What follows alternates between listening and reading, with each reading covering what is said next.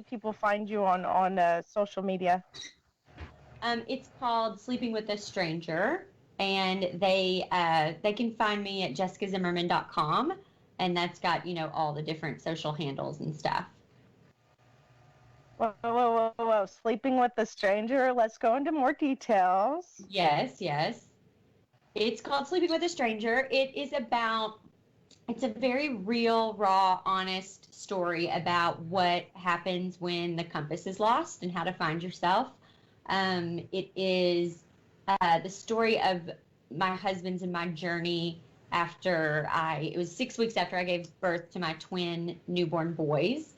And about a week after my daughter turned 2, my husband contracted this mysterious illness that no doctor could diagnose. And he went from being the sole breadwinner to losing his job. And then all of a sudden I have to take care of this whole family. And it was just about what kind of happens when two people's lives kind of flip, and neither one of them asked for that to happen, and neither one of them prepared for that to happen. How do you grow when you're now two different people, and do you choose to stay together and love each other through that, or do you resent one another? I mean, it's a very honest look about what happens to a young couple who's got their whole lives ahead of them, but is really tested with those vows in sickness and in health. Hey, John, you want to jump in? I'm kind of looking over her website real quick here, getting some info. So, okay. Well, while he does that, you also have a podcast. Was that the radio show? No, you're not done. Oh. I just help sometimes with them, so. I love it. Okay, yeah, let's keep going. So, Jessica, where are you located at? It says, the Southern values and stuff at the beginning of your website here. Yes. Is that where you guys are in the South, or? I live in Conway, Arkansas. Oh, okay. You're not too far away from Little Rock. No, about 30 minutes. Had a friend that lived there years ago. He doesn't anymore. He lives like closer to Little Rock now. But what's the vibe going on down there right now? I mean, with everything going on, is everything still shut down? Is everything going kind of bonkers? Is it about the same everywhere else, or? Yeah, it's interesting. I mean, I really choose, and I think that this is something that I wish more people would do. I mean, I think that you can either get trapped in the struggle of despair and thinking that everything is against you and you're a victim in this and everything, or you can choose to look at what you're actually in control of, which is a lot more than I think people think.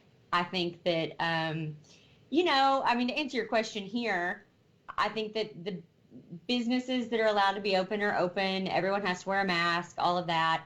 I wish that people would. I see a lot of stress over school, what to choose to do. And I think that the first thing you need to do is get off social media and stop looking at what everyone's saying and really just ask yourself what's best for your family and be confident in that decision. And I don't know, I just think that people are consuming a lot that isn't helping. And so, but I think that's probably everywhere, but that's my 2 cents on it. I'm kind of staying home and handling what I can control. Amen to that, ma'am. I'm reading about how your memoirs and everything in the book here. What was how did everything go? You don't have to make it so nobody wants to buy the book, but it's once you ended up having to be the breadwinner, how did it go from there to your husband's recovery to what's going on now with you in your life? So I just always wanted to own my own business. I think that resulted from, my sister died when I was really young. And so I just realized how precious time was. And I, to be really honest, wanted to be able to make my own schedule. I didn't want anyone else to make it for me. And so I wanted to own my own business. I didn't care what that was.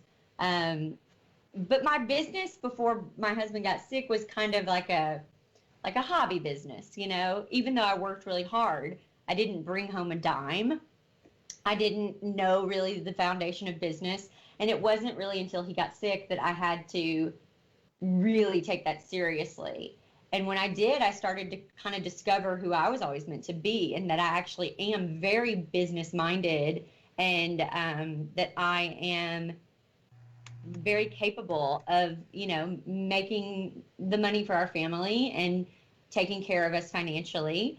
And, I think that it was very difficult finally getting him diagnosed.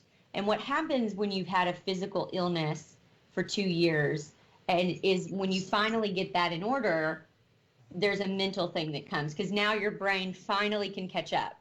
Because for 2 years, your body is just doing everything that it can to survive. And now your brain catches up and goes, oh gosh, I just missed like 2 years of my family's life. And I lost my job, and like, what am I going to do? And so he kind of went into this depression, and I was kind of at a place where I was like, I'm sorry, are we not done with this yet? Like, I just gave you 2 years of like putting everybody on my back and carrying us. Like, it's my turn to be taken care of now.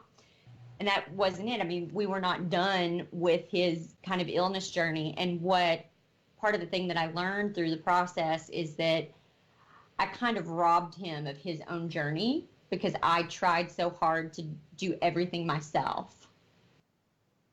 And Okay, I understand that. That's part of the story, yeah. It's really nice. Been I there, like done that. that. What was the genesis for writing the book? When did that pop into your mind, and why? Yeah. It's not a fun, I mean, listen, the way that it's written is, I think, if I say so myself, funny.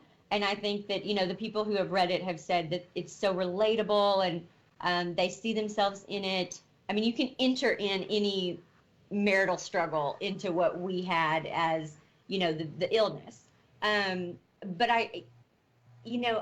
again, going back to the topic of, you can choose to, struggle in despair, or you can choose to say, this is happening for me, not to me. This is preparing me for something better. And I just always knew in the back of my mind that we were not going through this for nothing. I just really felt that way, and I had hope in that, and I trusted that. And there was a moment where I would sometimes at night, my husband was so sick he could barely talk. I would sometimes write in a journal. And I wrote one night, I don't recognize him anymore. I feel like I'm sleeping with a stranger. And when I wrote that, I circled sleeping with a stranger, and I just said to myself, if I ever write about this, that's the title. And that's all I really thought about it, to be honest, at that point. And it wasn't until a couple of years later, I guess it was, it was January of 2017, that I knew that one day I would share this story. But everything there needed to be the ending, whether that was a good or a bad ending, the story needed to finish. But in 2017, I realized I would share it. And then last year, I got a call from, I was scheduled before all this COVID went down to do a TED Talk. And the person who was talking to me about the TED Talk said, do you have a book? Because it's really good to have a book, after your TED Talk, people want to buy your book. And I said, well, I have a book that I want to write, but it's not going to be like business related. But I think that, sharing really vulnerably about business, which is what kind of brought my business success, was my online programs where I'm really vulnerable about business. I think that really prepared me to share really vulnerably about my personal life, and to give me the confidence to self-publish this thing, which is, let me just say, not an easy task. Okay, we are talking with author Jessica Zimmerman of the book Sleeping with a Stranger. You can find her at jessicazimmerman.com. And any other plans in the future for another book, a follow-up? Do you have any other ideas, any other passions that you're wanting to follow or go through with? That's such a good question. It's funny, my team, for the first time ever, I said, there's nothing next. Like, we are going to promote this book to the best of our ability, and I believe that the answer will come after that. Now, of course, our current climate has plan A, plan B, plan C, all the way to Z has, it failed. But I'm just still out there trying to get it promoted as best as I can. I think my family and I are ready for a bit of a change, a bit of a shake-up, a bit of, maybe exploring a little bit. So we'll see. We're ready. We're getting the itch. Nice. I like that. So what are some of your other passions that you have, Miss Jessica? Like, I mean, you've got writing, you're an educator, you've done wedding planning and stuff. What are some of the other things you like? Like me, I'm kind of weird dichotomy. I like watching nature videos. I like watching sports. I'm a pro wrestling freak. I'm all over the board with stuff. So, yeah, I am a natural oversharer. And so anything that I can kind of, experience and share, I do that, whether it's in business or the podcast or with the book, and I think you have to experience to be able to share. So I'm all about just getting out there and living and traveling. I'm a mom to 3 little kids. My twin boys are 5 and my daughter is 6. So, I'm trying to teach them to be good human beings in the world, to look at things. We get up early, win the morning, win the day. We do our work in the morning and then we play. So work hard, play hard. I try to teach them to start every day with gratitude. I'm just trying to give them the tools that I know are actually helpful as an adult. And I think that it's a lot easier to probably instill those in them now than it will be when they're, 14, 15, 16. So I'm just trying to do that now. But yeah, just traveling. And I am obsessed with Googling vintage designer furniture. I could look at it all day. I don't know why. That's what I could do. My so mom is that loves the that next stuff thing too. you're going to do? Are you going to like design house, what's it called? No? Oh, no. No, I'm really not. It's funny. People think that I'm creative. I just honed a craft for something that I had to do. I mean, I just happened to buy a wedding rental business. And then I realized the profit was much better in floral. And so I kind of honed a craft, faked it till I made it a little bit. But I mean, I am in no way the best floral designer, by any stretch of the imagination. I just honed a craft and figured out how to do it to make money. And, but I'm way more business minded than I am. I appreciate a good aesthetic. I appreciate well-designed things, but I'm also all about staying in my own lane. You know what I mean? Like I don't need to do that. I can pick what I like and work with someone to, do things like that with. I like that, Jessica. That's cool. What do you talk about on your podcast? So Zimmerman Podcast is the name of it, and it's on iTunes and everywhere where podcasts are. But I talk about, it's a little bit of everything. I mean, a lot of my stuff is about business, is about how to, a lot of my followers are entrepreneurs, are young entrepreneurs, women who have kids at home, who are trying to get a business off the ground. And so I teach a lot about the foundation of business. I teach, just strategies and systems that really work. I also share personal things that are helpful. I've shared about the book. I have people on and do interviews. So it's just kind of like whatever I'm doing or into business-wise or personally, that's what I share. Like I said, that's all I know to do, experience and share. And once again, we are with Miss Jessica Zimmerman, author, podcaster, mom, everything you name. She's done it pretty much. Besides, I think, competitive weightlifting, but you never know. She might do that next. That's next, yeah. Hey. So where can people find you on social media? Are you like on Instagram? Are you on, I know you've got your website, jessicazimmerman.com. You just talked about your podcast. What are some of the other places that they can follow you or? Oh, yeah. I'm on Instagram at Jessica Zimmerman _. I'm on Facebook at Jessica Zimmerman. I have a YouTube channel. I'm on all the things. Pinterest is a huge one. So I have a lot of, business stuff on Pinterest. And I have a resource hub on my website of business, resources. And yeah, I'm everywhere, John. I take advantage of all the marketing platforms. That's actually really smart there, young lady. I mean, I call everybody young because I'm old, and I enjoy being able to do that now. You don't look old. You're not fooling anybody. You don't look old. I don't worry about it. He's 25. John. I just like giving Jay a hard time, so it's fun. Yes, So, anything else you want to sit there and put out there, Miss Jessica, before we wrap this up? Because I know you've got your 3 kids, and I'm sure they're kind of rambunctious and all around and stuff. So. Oh, they are. They cannot. I don't know where all that energy comes from. I mean, we get them up at 6 every morning just so we can hopefully they can go to bed and be asleep by 9. And I mean, still at 9, I will walk in and they are just jumping on the bed. How do you still have this energy?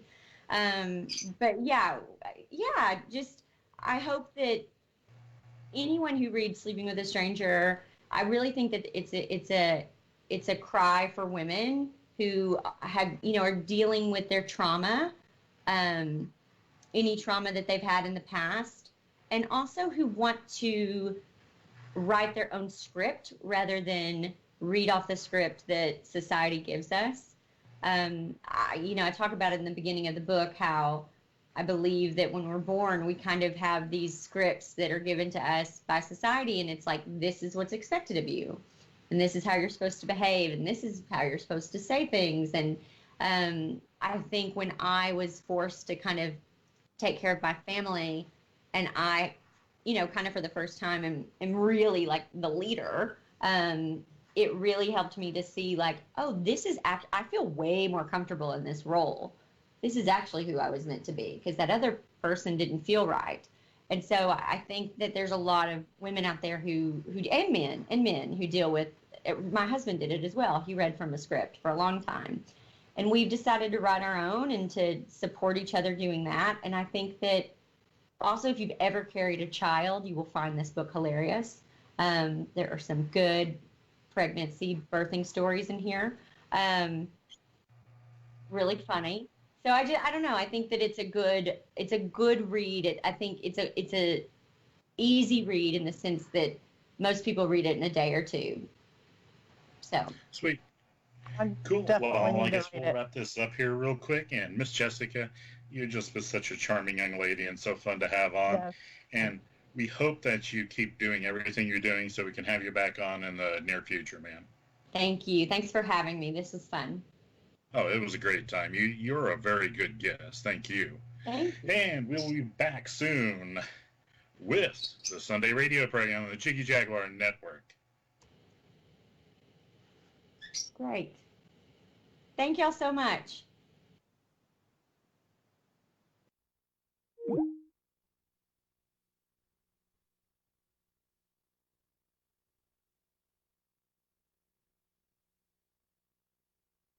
Okay, we are back.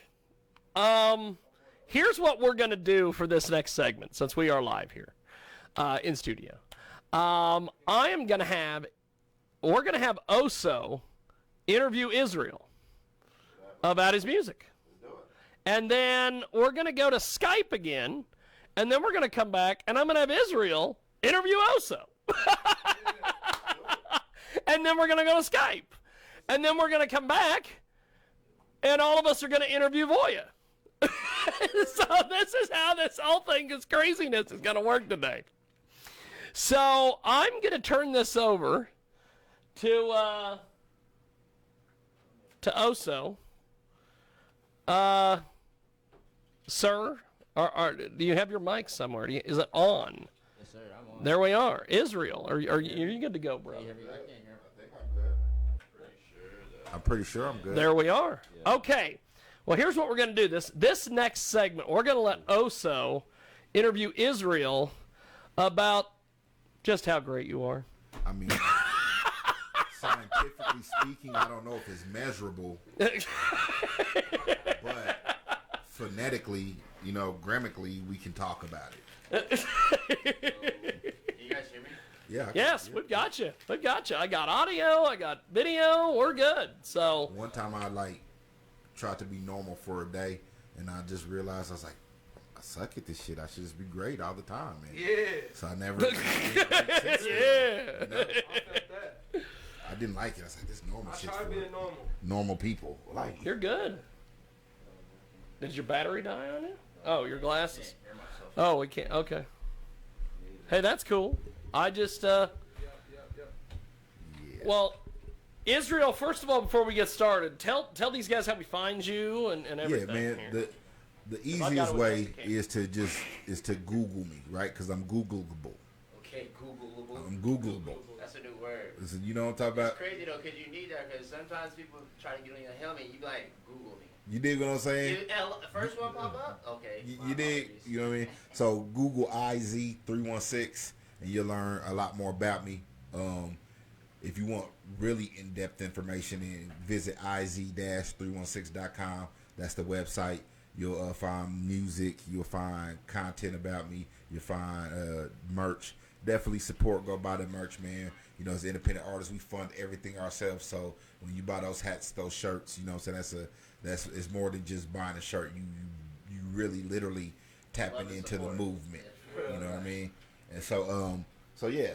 And other than that, like, you could probably find me at your baby mama house or you know what I'm saying, somewhere with your big homies, big homie. My guy's one of those guys. I didn't say I was only there talking to her about spirituality, but I might be there.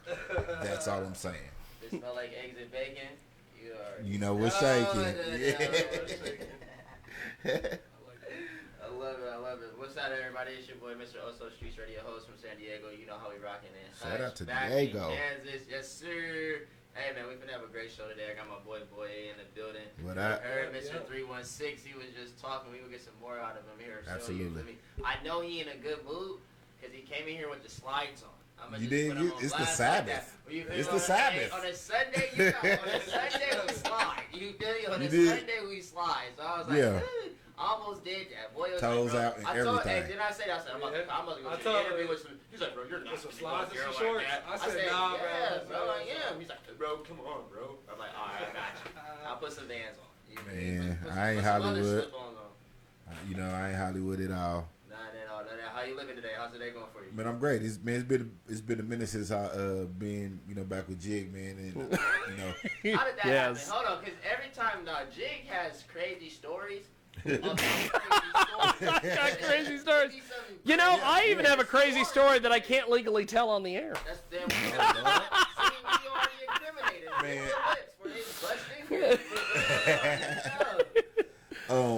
So me and my partners, we had a group together called the Block Stars and released an album called Hip Hop for Dummies, and so that was our first album. And actually, Jiggy was the first publication radio station to interview us at all. Okay, Jig, see, Yeah, that's yeah. why I'm a radio host, because I want to do those type of things, you know what I'm saying? Yeah. Rock with people, and then look, now y'all 10, 15 Yeah, it's years been later a minute. down the road, Yeah, and now y'all and still so locked in.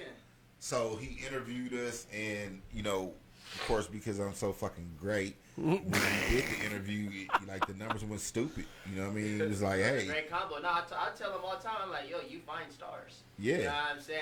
And Yeah. he gives all star quality. Jig, he was like, Man. you walk in, people know you're Ohso. I said, well, you walk in. man, and that's what I be trying to tell people. I'm like, yo, you know, I'll be honest, I didn't know what to make of him at first. I was like, what the fuck? And then, you know, but man, Jiggy is great at what he does. And like when you're a professional, when you've done something, you get to see what someone else does. Yes. You know, you get to see their craft, and he's great at what he does. So he helped really coach me a lot, and so I got my first start on radio with him.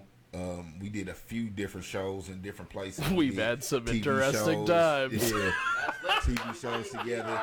You need great people like that. Like I tell my artists all the time, I'm like, I can't be a radio host without you being an artist. Yeah. So I need you in the Yeah. studio. You know what I'm saying? Yeah. I'm asking you, are you in the studio so I can come record you? It's not for me. It's like, yo. Well, co-hosting with him, and we interviewed rock stars, porn stars, football players. Hey, that top gorgeous. three. Hey, that top three was epic. He said football players at the end of it, but he's Football players at the end of it. Stars, Yeah. players. We even had a Gorgeous Dre. Gorgeous Dre from American Pimp. Yeah, and I was trying to give him like the pimp top there. he a pastor now, so he wouldn't do it. But I was trying to coax him. Like, come on, give me some pimp shit, please. And he was like, no, I gave my life to the Lord now.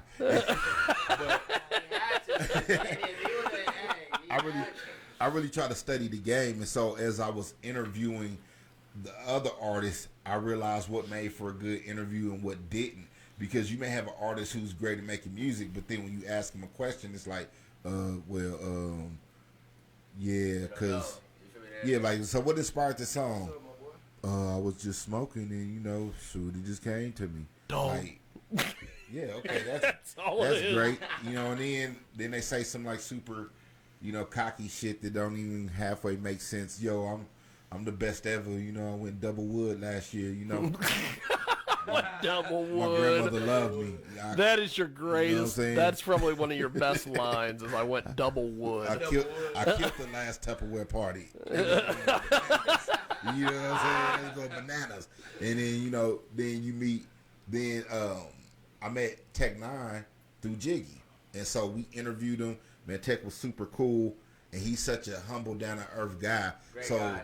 The next time he comes through, we go to interview him again, and like he's doing sound check or whatever, and he walks out. He's like, "Yo, Big Iz, what's happening?" And I'm looking like, "Oh, you got a nickname?"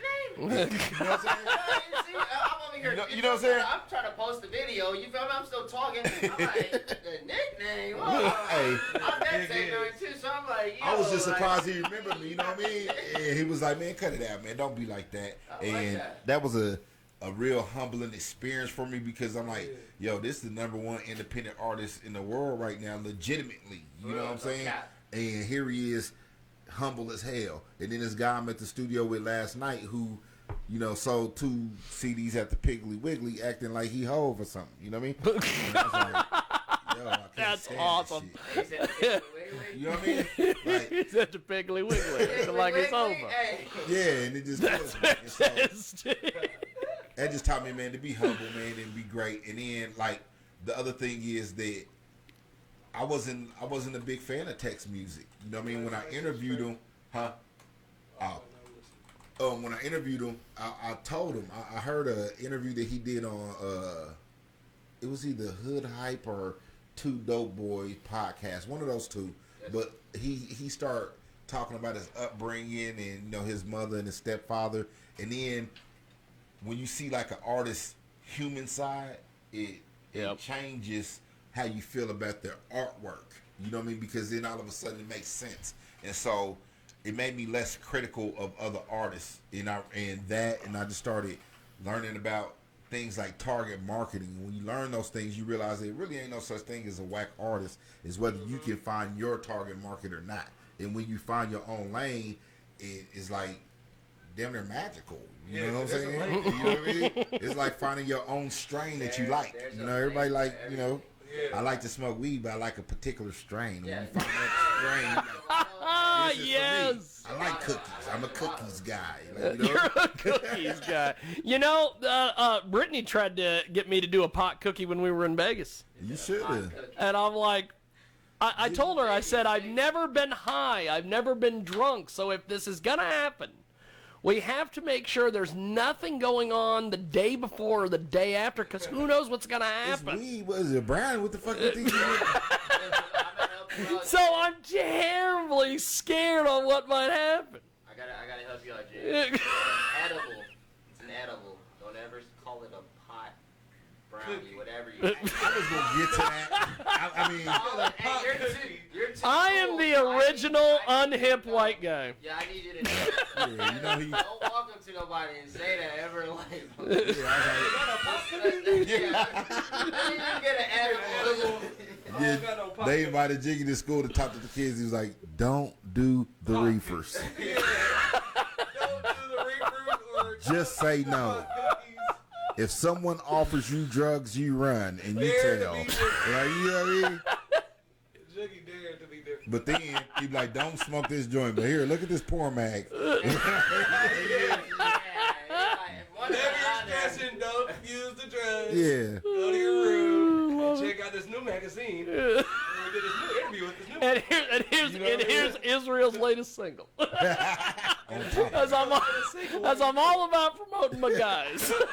Yeah, so but anyway, man, now Jiggy, he's been a great help, man, because like I said, interviewing those artists gave me like an insight on, you know, how to conduct a good interview. And then of course there's our favorite moment, or kind of one of my favorite moments, is the time that we had the Professor Steve Lubsey hitting on the porn star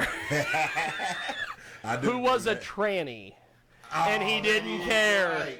That is right. And she's sitting there, and he's like, Tranny Von Teese, that's what it was. And he's like, well, maybe we could, I'll come up to New York and we'll go out to dinner. And Izreal's sitting over the co-host desk going, that's a man. Do you not know that's a man? That is a boy.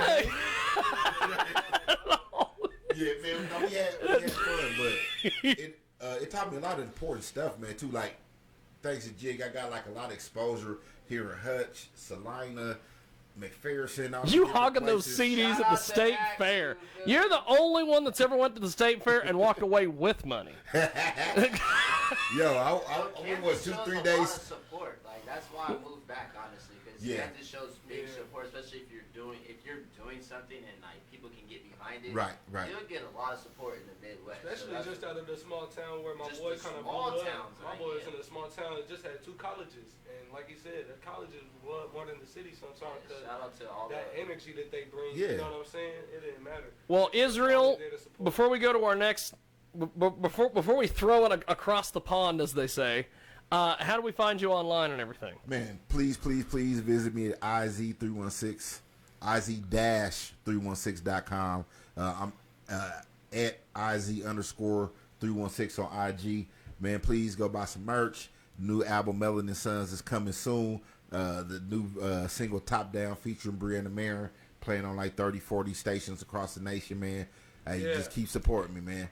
Okay, we're going to do this. We are going to be back here in about 15 minutes, and we're going to continue the conversation. I'm about to show you my interview skills. We are going to have Izreal interview Ohso Marlon.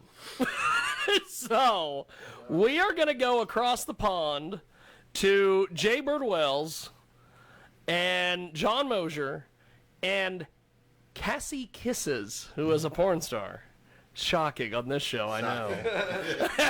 And we are going to go to John, Jay, and Cassie Kisses, whatever. And we're hoping that she's going to join. And when she does, they will jump off the good foot and do the bad thing. But I'm not going to officially throw it over to them until she joins them. Because if she doesn't join them, we may end up throwing them a different guest, or we may just say screw it and come back over here. I don't know. So it might be rude to talk with her mouth full. Well, that too. It might be one of those situations. She might be working. That is fantastic. She's gonna.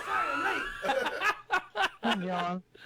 What up? Okay, well, Cassie Kisses apparently is unavailable, so we are going to do when this. When Jiggy hits the record button. We are going to do this. I'm going to try to get them... One more person in here. It's supposed to be Casey Kisses.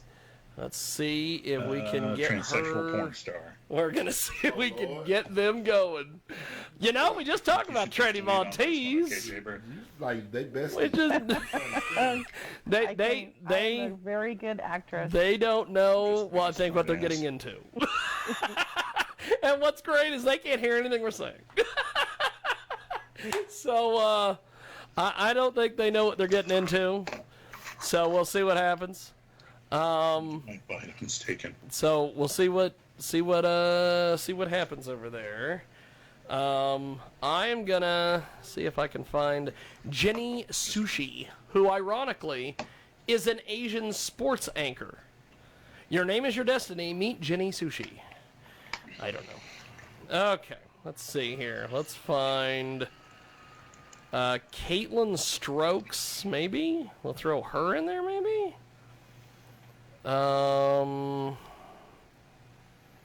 Okay, let's do this. Hello. I'll send them a hello. And we'll see Where's your restaurant again, John? Are you still doing restaurant? Maybe... Well, I'm not working hardly as much as I was, but because of all the stupid stuff, but I'm still bartending at Dave and Buster's. So. How are you? Yep. Way too much. I was doing pretty good. Then all of a sudden, everybody's like, "Oh, you can't do this, you can't do that." So now it's completely dead. Yes, sir. Yes, sir. And I'm on air actually. I'm down to 1 shift a week from doing 4. We're going to try this. We're going to see if I can get her to get him on Skype here. I'm supposed to be spending a lot more time in Wichita now. See what happens there. They got you on house arrest, or just kidding? House arrest. College. That's awesome. Which one? Hey, Jenny, how are you? Okay. So that's why I'm here. So I left. Pretty good. Are you on How's your health Skype doing? You doing at better? all? That's what you said. I reached level 9 pain. Okay, well, we're going to be doing the show today from Skype, or I can just give you a call on this phone, and they can interview you. It's whichever Yes, I you do. prefer. I do pay attention. Yeah, there's a lot of people that read my Facebook that I don't know who's reading. Well, that's fine. What we'll do is, Just want to reply if I got something good. do you have a pen and paper on you? I'll just tell you my Skype I'm ID. either like, ooh, ouch, kind of look face or something Yes. like that. I'll tell you what, on Instagram, they need a dislike button.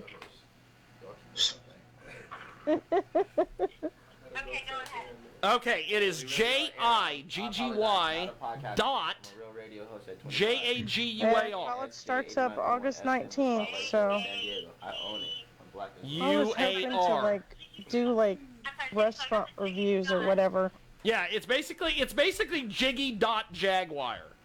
But you're probably going to have 2 different Jiggies pop up, because one is my actual Skype account, and the other is the account that I don't know how to get into. Jiggy Studio. That's right. Somebody is helping get them some of the stuff put together, that's for sure. Okay, it's Jiggy dot Jaguar. Did you see where I got kicked out of Olive Garden? No. What'd you do So there? just add me, and I'm going to add you let's see, in I'll with walk John through the and door. Jay, and they'll do an interview with you. I don't know, 15 foot inside. No the building problem, to no the problem. You counter. hit me up on Skype when you're ready, and Give us I'll masks work you into the to mix. walk 2 feet to a table Okay, and then appreciate take our it. mask off. And she, yeah. Okay, well, we are going to do this because they are... Cassie Kisses is nowhere to be found, so we are going to go back to here. And we are going to have Izreal show off his interview skills. So we are going to let Izreal interview Ohso Marlon. So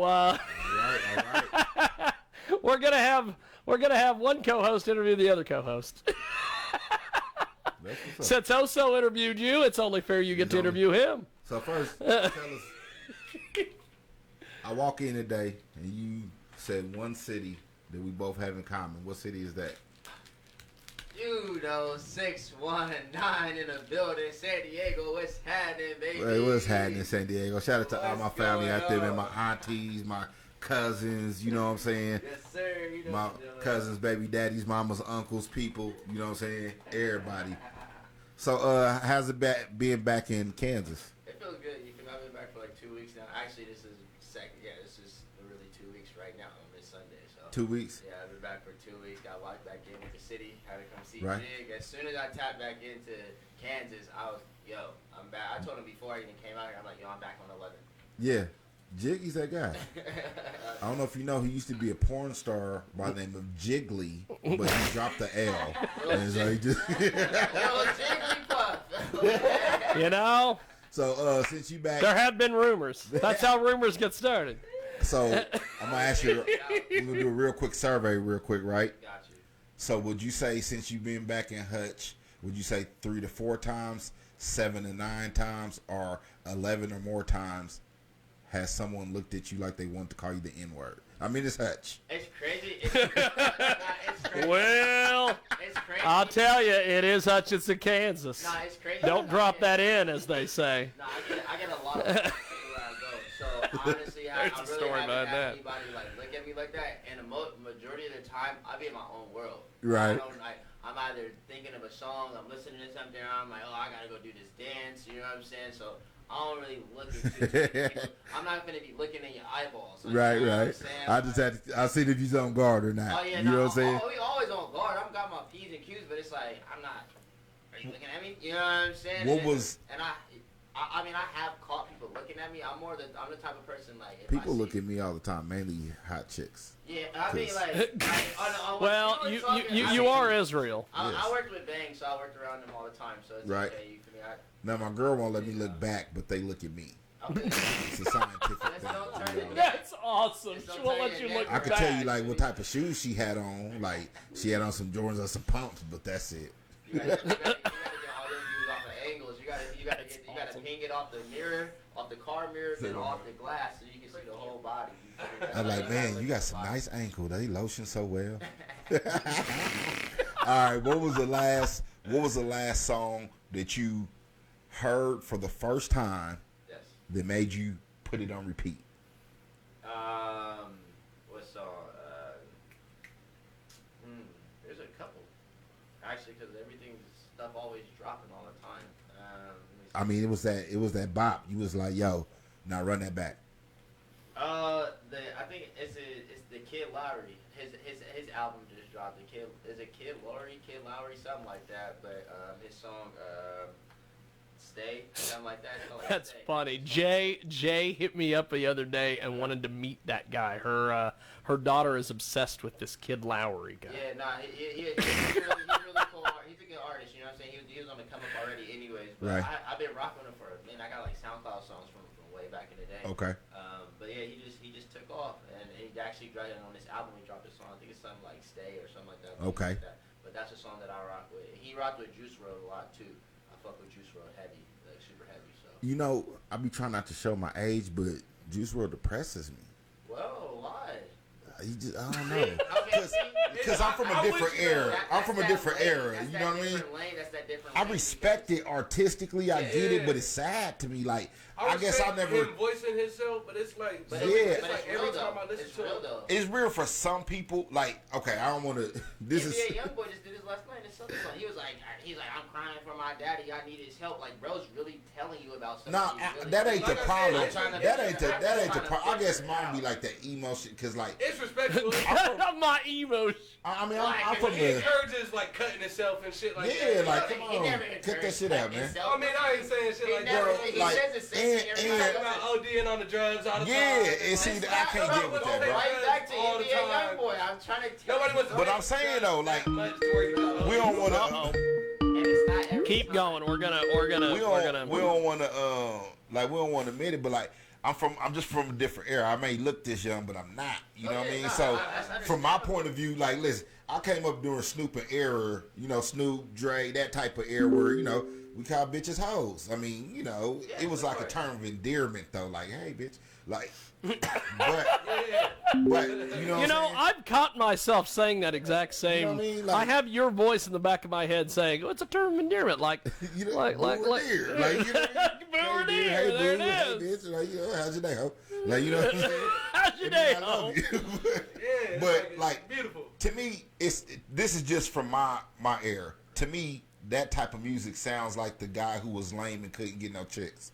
And so he felt down for himself. So his only angle to get chicks was, look how sad I am. Like, that's a lot of artists. That's Rob. I know, and it's popular now. And they're like, yo, I'm gonna do drugs because I'm sad about. I'm gonna do drugs because I'm sad. That's a lot. Because Rob Wavy makes a lot of good music, but at the same time, every time I listen to the song, I damn near was sitting in my room thinking about a whole bunch of depressive shit. Yeah, like, you know, listen, one of my favorite artists is Pac, hands down. But I can only listen to some. I'm a conscious artist myself. Sometimes I get on my own nerves. Like, shit. Sometimes I get on my own nerves. You know what I mean? Like, that is fantastic. Yeah, I mean, I call it righteous ratchetness. I like a little righteousness, but some ratchet too.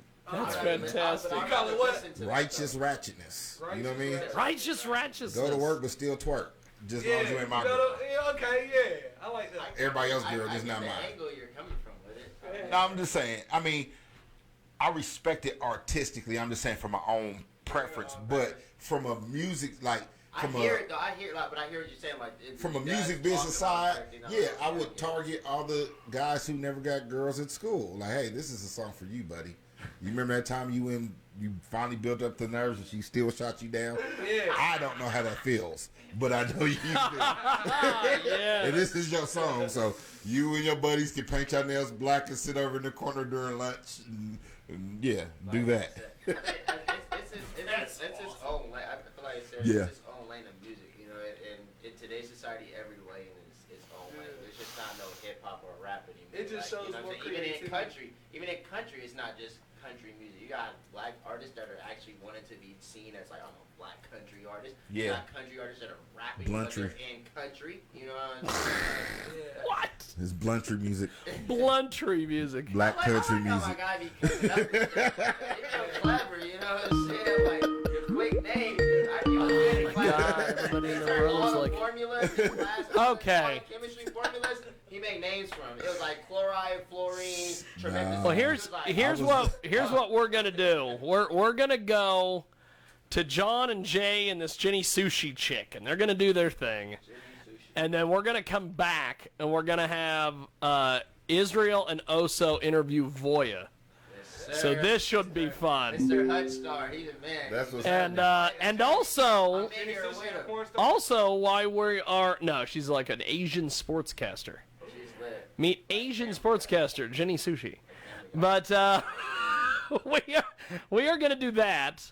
And in the studio here, why no one can hear me over the air, I'm going to tell the one story that I can't tell because I signed an NDA. So we are gonna go. About that in the house, like before we got here, I'm like, yo, bro, I'm signing NDA. I'm like, bro, it's crazy with this NDA. So we are gonna go to Jenny Sushi, yes, sir. Who is going to hopefully she'll pick up her horn, and John and Jay and Jenny Sushi. Hey. Can Hi. Oh, okay. Is this you, Jenny? Yeah, hold on. Oh, here you go. Boy. Hi. Hi. I'm trying to fix Howdy. the lighting. Sorry, I was just trying to... Still there? Okay, there you go. Yeah, I'm still here. So my picture is tiny. You guys probably see it differently. Yeah, Yes. it's still tiny on mine, too, but don't worry. Okay. Are you sure you... You look like you're an itty-bitty person. It looks better, right? Yeah. I was trying to fix the lighting. I put makeup on for you guys. Oh, you look fine, young lady. Don't worry. Yeah, I did. Okay. Like this. Okay. Let me not be so booby. Oh, hey, I need a bigger picture. Does that look okay? I look so harsh. Okay. Well, you want to start now? Are we starting now? Okay. Let's get it going here in just a second.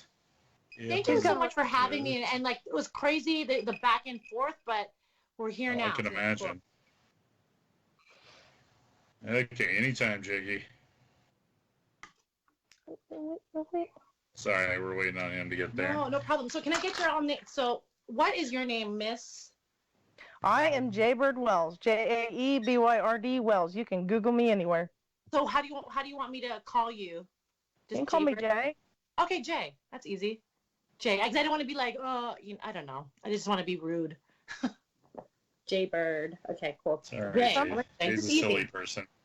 Yeah, some people call me Jaybird. That's fine. Whatever you want. Okay, Jay. Other people call her other names, but that's a totally different story. That's a different And now, story. what's your name? My name is John. Nice and simple. Jenny. Jay, John, and Jenny. Yep. The JJJs. Yeah. And Jiggy. So that's 4 J's on the same John time. and Jiggy. Nobody's on there, but... I should have went on your guys' podcast or like looked you up before just to get an idea of what you guys do. So I feel bad. So Jiggy, and John. Jenny. Yeah, lots of times I just sit in and help when I can because my job lets me. So... And where am I calling? This is I saw Kansas. Where are y'all from? I'm in Wichita, Kansas. She's just outside of Wichita. And Jiggy James, who's the actual proprietor of the show, and is having way too much fun trying to get stuff going on his end because of something with the Skype and his internet and stuff. Right. He's from Hutchinson, Kansas, which is just about 30 minutes northwest of Wichita. Okay. So Wichita's down more towards the south central. Like you're like an hour and a half away from Oklahoma City, straight north. And so for your for your show, what do you guys cover? Like just everything, entertainment, sport? He does a little bit of everything. The Sunday is kind of lots of times just kind of an ad lib, kind of have fun, you know, whoever he can get. During the week, he does more of a serious, like 2-hour show. Somebody has a lot of authors, doctors, different stuff there, politicians. You would actually probably fit in more on the Monday through Friday show and everything. So, yeah, it's not like it's a bad thing, but it's like you're more of a kind of a serious guest, where lots of times on the Sunday show, it's local artists, you know, bands, porn stars, anything, you name it. No, that's and then cool. me and James Jiggy do like a show on Thursdays. We record it on Thursdays, but I don't know when he puts it out. But it's we're both wrestling freaks. I used to be a pro wrestler part-time, so we interview people with the wrestling business and stuff for an hour. Very cool, very cool. And then Jiggy just started hosting, or he records for me on Sundays before this show. I do a show called Tea Time with PJ Gangsta. Okay. Fun. I'm going to see if he is ready. So how long have y'all been together doing this show? She's been around longer than me, but 4 years, 5 years. So it's okay. So you guys, you're like meat and potatoes. Right. That's cool. Is it been like busier now because of like the shutdown? Do you notice more analytics, like people watching and listening more? More people have time. Right. It was amazing how many interviews he was getting, because usually he had to work really hard. There's amazing. I can't remember what Irwin's last name is, but you're on the West Coast, right? Yes, Cali. Okay. I'm on East West. Don't even know. Yeah, he's out there. There's a guy, Irwin.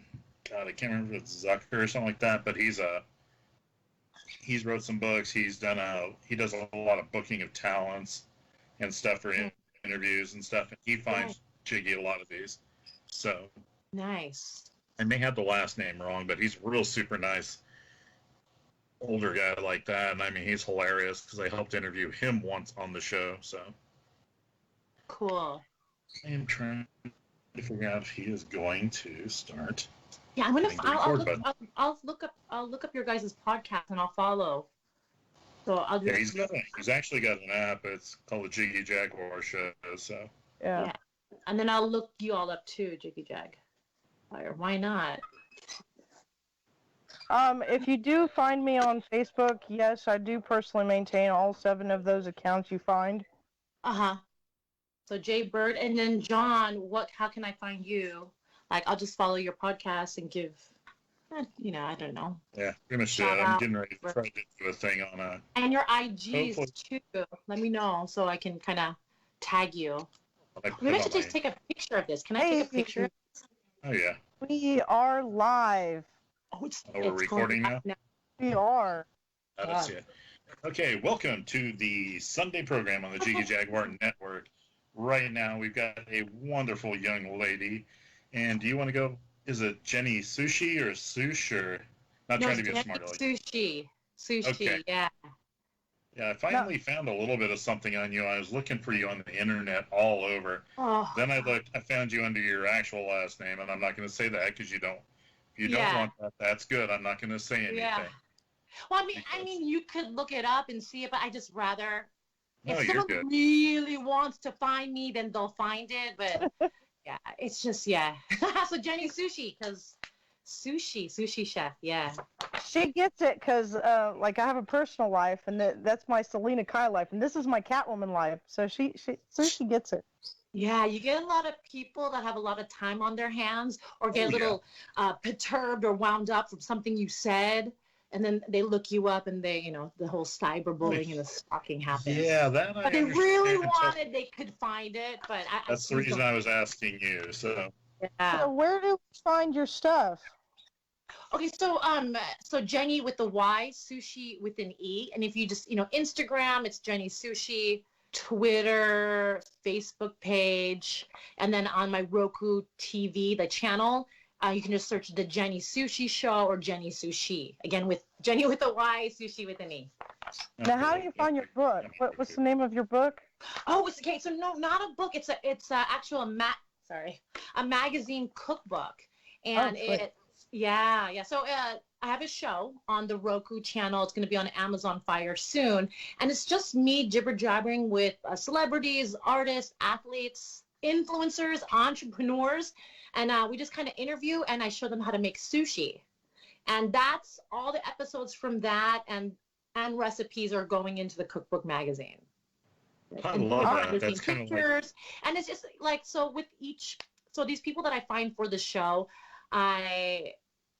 it's like somebody I organically follow. It's not like their managers hit me up. I hit them up because they're connected with some charity or they're doing something positive with their social media platform. So I feel like it's a responsibility just to spread more awareness to that. So like these people I follow and local celebrities here in California.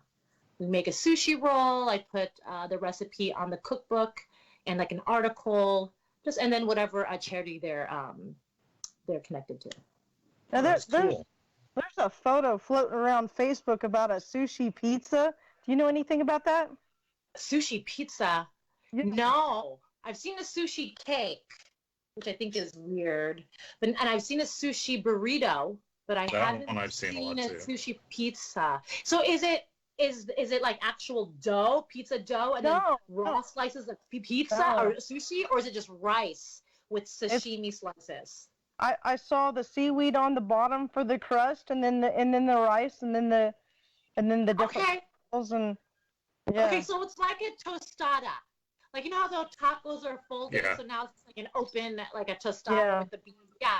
You know what, like whatever. People want to get creative, sell it, rebrand it a different way. I'm open to it. You just have to get past the people that don't like the raw fish. Is there any like the cooked stuff like tempura on there, or is it just like the full-on sashimi? I want to see this. I gotta look this up. I would look it up on my phone right now. I'm like, the competition. But that's actually simpler and easier to do if you're gonna do some kind of pizza with a sushi. There's a whole art with like rolling a roll. Oh, I can imagine that. I've seen that stuff. I don't know how they do you like get that sushi? kind of a skill. Do y'all like sushi?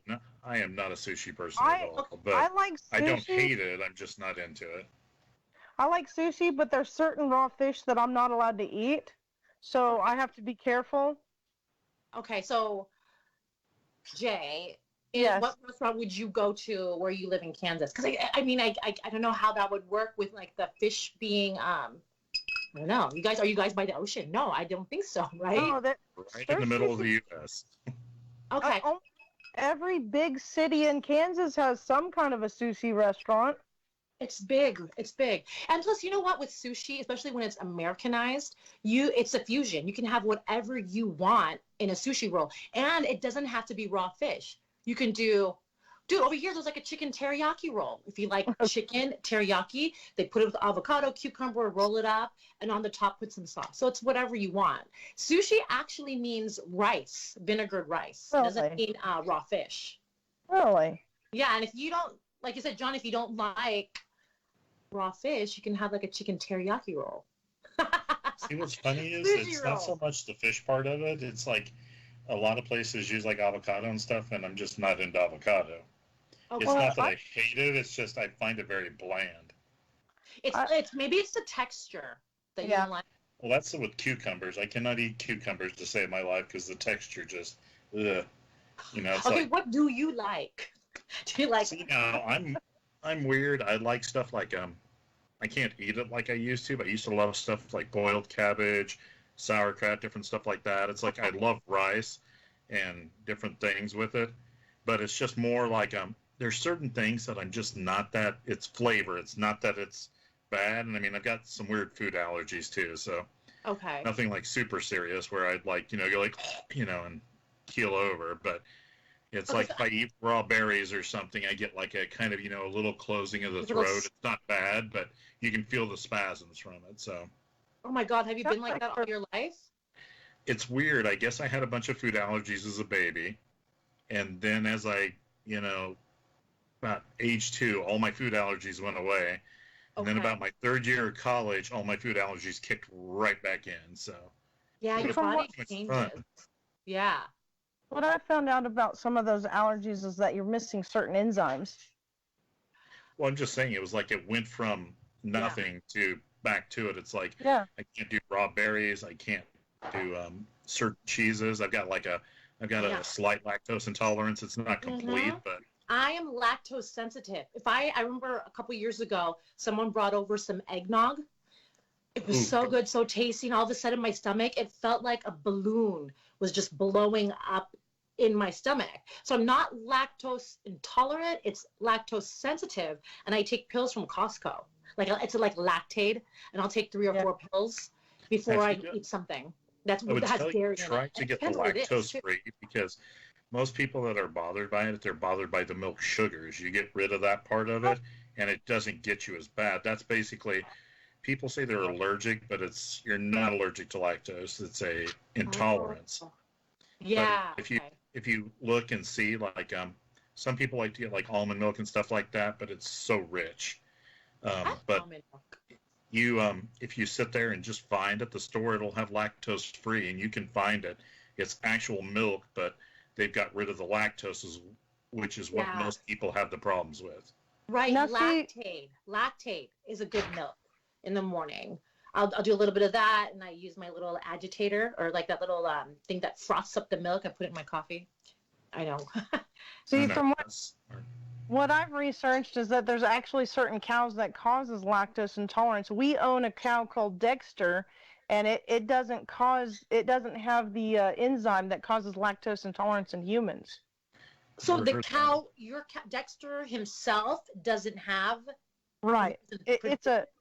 Wait, Dexter, is that a guy? He makes milk? No, it's a breed of cows I thought it was a cow that. Okay. No, most of the cows that they have for dairy, it causes it has an enzyme that causes lactose intolerance in humans. Interesting. So there's a breed of cows named Dexter that don't have that enzyme. Yeah. Exactly. Do they purposely breed them like that? Well, they purposely breed the dairy cows to produce dairy milk. So, like, for example, you know how the different dogs are bred for their different qualities? Same as cows. Okay. Cows are bred for their different qualities. The Dexter cow is a dairy, meat, and a working cow. So it's got all 3 qualities. Whereas all of the dairy cows in the market for milk production, that's what they bred those cows for, was milk production. Dude, they should have like a Netflix special on this. I never even knew this. People should know about this. I didn't either. I do know certain types of people are more sensitive to it. Documentaries, when you learn like what's going on behind. I love that kind of stuff. But yeah, I would. Me and Jessica need to stay in touch, or I'm sorry, me and Jenny need to stay in touch. I know. I'll message you. I'm like, hey, is this cow okay? Where does Lactaid come from? These are good things to know, though. Well, let's get back to sushi. Oh, yeah, sorry. How did that come about, the whole thing with it? Is that kind of like the guy that does the talk with people and does the hot wings as they go up? How'd you come up with the whole idea of doing the sushi and interviewing people? Oh, okay, the sushi interview. Okay, so, I'm a sushi chef. And I have a business called Sushi Art. And that started, I don't even know, like a few years back. I used to work at, being a female sushi chef, it's very difficult getting hired at restaurants, at sushi restaurants. Less than 2% of sushi chefs are female. It's because of just like tradition and like old school beliefs that women, because of our periods, we don't taste the salt, and that our hands are too hot. This is like Japanese thinking. But fast forward to here in America, it's still kind of the same thing, because a lot of the sushi restaurants, the good ones, are owned by Japanese or Koreans, and they don't want females working there unless you're a hostess or a waitress. But I wanted to be a sushi chef, went to the school, got hired at a restaurant, and then when I wanted to leave and get hired somewhere else, I had a difficult time. So I started actually working at a farmer's market, and the business was called Sushi with an E, because I'm a female, and then art. because like, and then if you see the words are like heart, because I love sushi. Anyway, so farmers market making sushi rolls. My girlfriend was like, hey, you need to think outside the box because you're competing with a lot of like rock star sushi chefs. And she was like, what about naked sushi? I'm like, okay. So I looked it up, and a lot of the people or the guys that were, it was mostly men that were doing the naked sushi were like, they were doing it for bachelor parties, card games. It's more like that trashy, raunchy kind of thing. And I always envisioned it as classy, beautiful.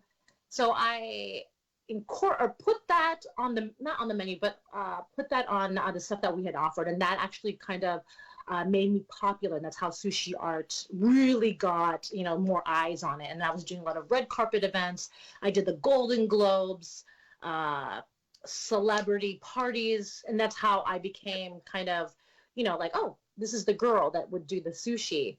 And so sushi is more popular during the summer months because it's cold, you know, cold food. And then January, February is more of the awards season. And one of the ladies that does fashion shows was like, hey, do you want to do the red carpet interview? Sure. I'm like, fine, I'll do that. So that was their thing. They're like, oh, the naked sushi chef is doing red carpet interviews. So that's how that came to be. So I was doing red carpet interviews and like during the awards season. And then I went to Vegas for the Manny Pacquiao fight, and it was Manny Pacquiao and Adrian Broner fight. Someone had approached me to do start covering boxing. Yep, I seen. Forward. So I'm sorry, it's such a long thing I've explained. So fast forward, that's how that all started. I started doing the interviews, and then I'm like, hey, somebody was like, hey, we can get you on Roku TV. You know, you and your red carpet, you doing the sushi, and then we're like, why don't we just mix it together and basically show our guests how to make sushi, name the roll after them, and just chit chat and talk. So that's how all that came together. Okay, that's awesome. Yeah, I'm sorry. I tried to make. No, I loved it. That's what you want is people to keep doing that. It's perfect. I'm misunderstanding. I keep hearing you say naked sushi. Yeah. Naked as in. How does that work? Were you naked when you did this? Oh no. Okay, so naked. So not me. I would hire some model. I would no, not me. So I had a model. So we would have an event, and it was mostly like red carpet events or celebrity events where it's co-ed, not just male guests. It was like both girls and guys, and it was more like that wow factor. Like, oh my God, there's naked sushi. I would hire a female and a male model. And they would basically, so they would be shaved and, you know, clean. They'd shower before, and then we would cover their private areas, the breast area and the crotch area with leaves and then and bamboo leaves. And then I would place sushi on their body. Okay, so now I know exactly what you're talking about. Okay. Yeah, it wasn't on their skin. There would be like a little, here's like a coaster, but so there was like a little eating something, sushi off them. And then we put sushi on them. And it was more of like that wow factor. People took lots of pictures. They loved it. Yeah. And yeah, that was it. So we had a male and female model. We got something for the girls too. So that's how like everybody was like, oh my God, a lot of Hollywood celebrities like, oh, we know her. We've seen that. And then my girlfriend was like, hey, would you like to do red carpet interviews? Because people, they recognize you anyways. Yeah. So that's how the interviews and the sushi came to be. But the naked sushi, yes, I would have models laying down. We would cover their bodies with flowers and bamboo leaves and put sushi on them. And then on the table, there would be like plates with sushi around them. It's very tastefully done, very sexy. Nothing like raunchy or anything. Because there is companies that do the raunchiness, but we didn't do that. Now, see, I have an idea, and you need to quote me on this. But let me write this down. Go ahead, girl. The next time you do a naked sushi, you need to complement it with some of those models that are painted with. We've had that. We've had models that have the body painting. Yeah. And we have an artist come and they would use, I forgot the name of the paint that he was non-toxic, and then they would paint on their bodies. We also would do, I wish I could share this with you. I would it's called living art, and we would have mannequin models. You pay them like maybe a $500, whatever it is per hour, and I would have them wearing an outfit, and they would hold a position, like say it was like this, for like maybe 45 minutes. Jeez. And then for like the whole time. And then they would move like this again, like move throughout the event. And just like embracing living art. And people loved that shit. They'd freak the fuck out. Because you'd have a woman and she would be like head to toe wearing white, even the fingers covered shoes. And she had like a lampshade with an LED light shining through. So you would see nothing, not her face, but a lampshade. And then she would just stand there like this or whatever it was for 45 minutes. And then she'd move again. And people were like, what the hell? And they would all take pictures. But yeah, just embracing living art. And then making what was that position again? What? What was that position again? I don't know. Yeah, I don't know because I can see my little so I wanted to really show what they were doing. But yeah, that was one of the events that we did. Okay, Jenny. Yes.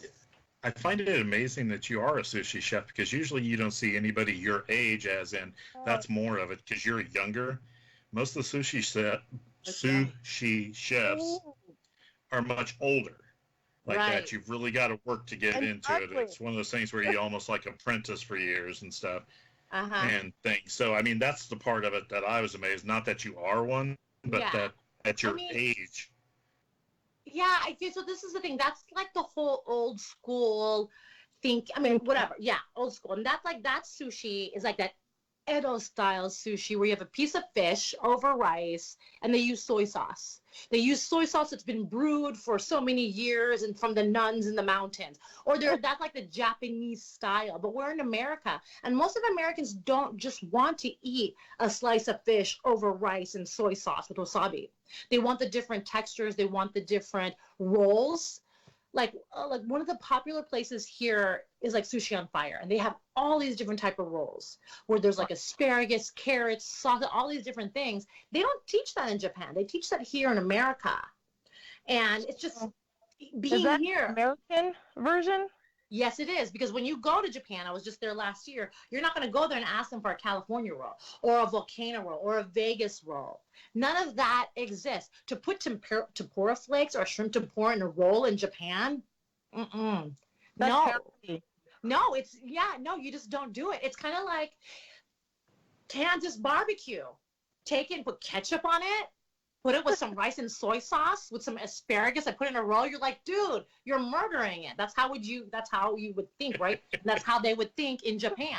But here in America, it's whatever is going on locally, whatever vegetables or the style of eating, like if it's more spicy over there, whatever is going on locally is what they incorporate into the roll. It's kind of like a burrito. Like burritos, you put whatever you want in it. Shrimp, carne asada, guacamole. You're putting a lot of different flavors and just local vegetables and whatever you want in it. So you saying that I'm not like how I'm younger, I don't look old, but I did actually study under a sensei in LA, and he's old school. So I learned the fundamentals and how to cook rice properly, how to make the sauces. I learned all of the traditional things that I needed to know as a sushi chef. And you learn it in a course that's really fast. But everything that I've learned, a lot of it is in the sushi restaurant. And I learned under Miki-san. She's 242 Cafe Fusion in Laguna Beach, which is really popular. And then another restaurant over here that's local in Huntington Beach. But it's just different styles. I was just saying traditionally, because some of the stuff I've seen like on TV, like on the Food Channel, the Cooking Channel, some of the stuff like Andrew Zimmer going around, they say those things so you kind of see it. And that's what I was wondering. Because, I mean, a lot of it was more, like you're saying exactly, it's more traditional. And you definitely have to know tradition. I'm sorry. Yes, I should rewind. Definitely know tradition, how it looks like, what it tastes like, and then you kind of just grow from there. Got to keep getting better and better, whatever you like. Sushi doesn't mean raw fish. Sushi actually means vinegared rice. So sensei isn't just to martial arts. Sensei is also to sushi? Yeah, so sensei means like a master, a teacher, somebody that knows more than you and is teaching you. Yeah, so sensei. So is the sushi teacher, is it called a sushi sensei? No, you just call him a sensei. A sensei, The yeah. sensei basically means teacher, so. Yeah, so master. Yes, it's like a respect before you. Yeah, they're taking. They have so much knowledge, and they're taking the time to take you under their wing and teach you everything. So yeah, sensei. Where would you find a school for that? So here in California, so actually I went to school for accounting, and I have a degree in accounting, but that's not what I wanted to do. And I found a school, a sushi school called the Sushi Chef Institute. And it was one of those schools you in 2 months, but it's like condensed course where you learn all the fundamentals, how to wash rice, how to deconstruct fish, just Japanese understanding. So mine was in LA, in Torrance. So my sensei, Andy Matsuda, he's been sushi chef maybe 27, almost 30 plus years. Every sushi chef that's in America knows who Andy Matsuda is. Sensei Andy. I just used to call him Andy, Sensei. So there's probably sushi chefs that in Kansas that would know him, because a lot of people fly to go learn from him, or you're going to go fly to Japan and then try to study for 10 years. But he took, like I said, he teaches you the fundamentals, helps you find a job, and it's like a family. And not trying to rush off or anything, Miss Jenny, no but problem. we've got to wrap this one up because we got another person in studio ready. But where can they find you? What's your Roku channel under? What's your Instagram under? So everybody knows where to go see this, because I'm going to try to find your Roku channel after this. Yeah. Okay, so on Roku TV, the Roku channel, you'll search Jenny with the Y, Sushi with an E, or The Jenny Sushi Show. And then also on Instagram, Jenny with the Y, Sushi with an E. So it's sushi, like female. It's Jenny Sushi. I mean, all my social media platforms is the same thing. Twitter, Pinterest, Facebook. Oh, Jenny Sushi. I guess I shouldn't say those kind of things because. Quick, where can you get the magazine? Oh, so the cookbook magazine! I'm so super excited. She has a cookbook magazine. Finalize the cover because we got some celebrities that so we might do a dual cover. So I'll be posting that on my Instagram. So at Jenny Sushi. I know this like I know and the then back also of my on hand. the website, What's that which thing? is jennysushi.com. Okay. And Dora, have no shame. I will be blasting that out. No, that's smart. It's the best way to get things out. So. Yeah, and it's fun. It's going to be a digital magazine, limited. Okay, so when we wrap up, when they finally get free. Jenny Sushi wrapped up here, yeah, limited print. we're gonna have Izreal and Voya and Ohso Marlon, or as Kenny Boland referred to him last week, Omar I want Ohso. everybody to see that And we will go. Yeah. Well, Miss Jenny, it's been a pleasure having you on. And when it gets closer to your cookbook getting ready to come out, maybe we could have you back on so we can puppet some more there for you. Yes, I would love that. So I have both of your names, and I'm gonna follow you on Instagram. And anyways, thank you so much for having me on the show. I really appreciate that. Thank you for being on, ma'am. Yay, guys! Okay, well there we go. We are gonna go back here. We have got Voya Gamble, and we have the fantastic Mr. Man himself, Ohso Marlon, or as Kenny Starmaker Boland referred to him a couple weeks ago, Omar Ohso. And America's #1 black superhero, Izreal, is with us as well. How are you, sir? I'm here. You know what I always think is great about Izreal is that he can interview anybody about anything. He doesn't have to know anything but their name. Izreal has interviewed, like we said earlier, the guy from American Pimp. Yeah. We tried to get him to drop some pimp knowledge, and he just wouldn't take the bait, baby. We interviewed the Bang guy. The Bang guy, yeah. Yeah, the Bang voice. Who else? Antoine Carr. Antoine Carr. Did we do Nelly? I think we might have done Nelly, maybe. Yeah, I forgot. We've talked to a lot of people. Tech Nine. Yep. What's funny is when we interviewed Tech Nine, we had every freaking broke dick rapper in the state of Kansas get a hold of us.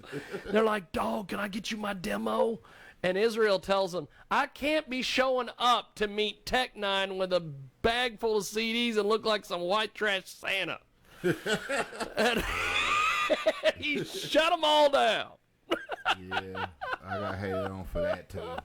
Oh well. But Ohso, Marlon, Izreal, we got Voya here. So Izreal, I'll let you start, how brother. How you feeling today, man? Good. So it's been a lot of buzz about your new project. Let's talk about it. Tell me about it. Yeah, man. So my new project out right now, man. Really just singles right now because I ain't dropping the full project for everybody right now. Okay. But I got 2 projects called So Gone and Trauma Flow. That's out on all platforms. Okay. And I just dropped 2 more from a different project. See, so what I've been doing right now is I've dropped 2 of my favorite singles. I'm dropping a double album. That's my project. Oh, wow. And what I'm doing is I'm dropping 2 singles off of that album and then 2 singles off the other album. And that's what I did so far. So That's dope. I got 4 songs out right now total on all platforms. You can find them on TikTok, the Instagram stories. He was right out there with TikTok. You can find them on TikTok, Instagram stories, and Shazam. If you hear my song playing, you on Snapchat, you hold the middle button. Your Shazam pop up, you know. Yeah, do that. Find that Wavy Voya, the So Gone, the Trauma Flow, and then I got pulled off in Raw War. In Raw War, you will not hear me say the words Raw War in the whole song. Raw War is a imagery for you guys, you know, to take a look on it on perception. When you listen to that song, it's also, people thought it was called Why You So Full of Hate. That's the main line that I say in there, which is basically the hook. Why You So Full of Hate. So that's just reaching out to, you know, a lot of my people. That's what's up. What artists influenced you? I had a lot of influence from just young lyrical artists back growing up, like Ludacris. Okay, Luda. Yeah. Hey, you know a fun fact about Luda? Yeah, let's hear the Luda fun fact. Fun fact about Luda? He started off as a radio host. Oh, true. He did. Chris Lover. And that's something I actually really enjoy about the fact that he does his things because I'm like, yo, I'm in every aspect of life that my guy is doing. You gonna start rapping too? I make music. I already make music. I keep it on low. I'm always in the studio with my artists, so that's something that I do. You being an artist as well. Yeah, that's what's up. I'll come along with you. I'll come. Okay. He got it. Like we were talking about them different music alleys and stuff. He got a different music alley. I make party music, and like you said, that emotional music. I had shorties growing up too, but I don't make that music too. I'm sorry, I take it back. Hey, shit, I got a broken heart. I'm not against it. You know what I mean? I'm not against it, but to me, it just real. So when you listen, if I ever played you like a first some of it just comes from a tender place, and I just don't have one of those places in my heart to like. That's awesome. Some of it just comes from a tender place, and I don't have one of I those. get what he's talking about, though. I understand it. Nah. I love my girl. I love my girl for sure. And if we was to bust up, I wouldn't like it, but I'm not considering suicide. I'm not doing no drugs. I'm not doing none of that. I'm from the era of if you're a broken heart of a woman, go get a new one. It's nothing that makes you feel better than broken heart of a woman. It's not only that. That's what they were thinking. In just real life, you just start to realize, because like I said, I got a broken heart, but that also goes with one of my homeboys that passed away. You know. Understood. But okay, so the broken heart is more of a symbolic to me, just on the fact that I've been hurt by women, but you ain't gonna accomplish nothing by just sitting there being broken hearted. Nah. You ain't gonna accomplish nothing by just sitting there crying. Yeah. Yeah. Shit, I got up and made a song about the girl before I sat down there. I don't see. You know to what me, I'm that's saying? giving her too much respect. You won't even get a song out of me. I'm saying not even. Not like shit, that. It may not be no song like that though. Okay. You ain't gonna get a song out of me. I miss you. That's awesome. I'm talking about a song where, hey, you did me wrong because I didn't do you wrong or something. You know what I'm saying? I'm not even doing that because I'm gonna do a song like. While I'm going up to the next level, I'm gonna sing it first of all. I ain't gonna even rap it because that'd be too hard. I'm gonna sing a song about how I hope you eat your heart out when you see me going on a date with your best friend. Like I'm that guy. I'm that guy. And I might not even mean it. But I just want to say it because it makes me feel better. Like it don't make me feel better. I don't know. I would just look at myself differently if I go because you know what the song is about. So you can go back and you listen to it, and sometimes you see your exes, you like. It's thinking about it like, is you stuck? What was I thinking? Yeah, what was I thinking? I was crying over her. Because You see some pictures of like some of the guys and like, she broke your heart, pimp. Oh Lord, like, wow, That's awesome. that's what broke your heart. That's it, ain't it? Yeah, you love what you love, I guess. My heart broken. I'm not dealing with no more bullshit unless she fine as hell. She gotta. I still ain't dealing with that She shit. gotta be gorgeous. He's still dealing with that shit. I'm an asshole. I'm more likely to be mean to her than I'll be. Yes. That's just me personally, Out cause of here, no Marlon, no issue. Yeah. I mean, that's the slogan. I mean I've had like But no, yeah, I try to avoid all that. friends and women that were very attractive, but I don't give a shit if you got a bad attitude. It just don't matter. You know what I mean? On the inside, Yeah, you know what I mean.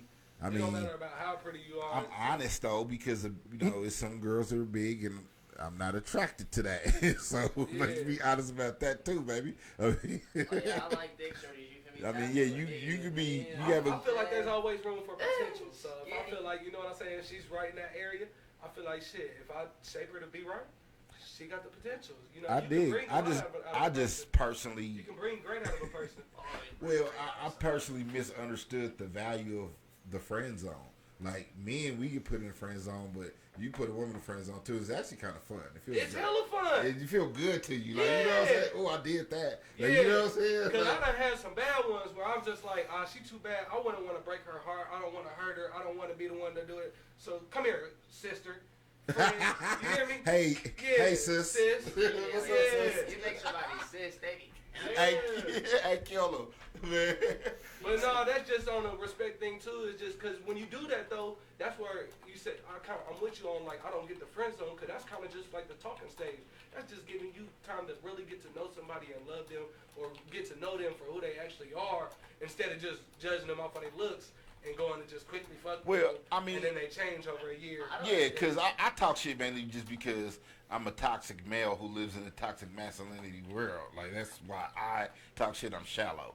But I think that it's a great thing that men can express their emotions because a lot of times we do have to bottle stuff in. You know what I mean? Sometimes I want to call hoes bitches. And I don't want to bottle that. I want to let it go. You know what I mean? It's a term of endearment, though. It's a term of sometimes. endearment. You know what I mean? Like, ooh, I would really feel better by calling you a bitch right now. But I'm just playing. So Voya, how do we find you online, brother? You can find me by Wavy Voya. Wavy and then Voya. So Wavy Voya on all platforms, all social media. Yo, you somebody managing you properly, man, because that's like step one of you a whack ass artist. When you go Google somebody and You can't find them. You can't find them. Hey, All check this this social out, Can't bro. media. find The them. last Little interview I did man with on Jiggy, bro, Facebook. The Jiggy got me right. Like you said, Jiggy kind of bring me out of focusing on my profession because Jiggy hit me with these questions one time when he had somebody interviewing me.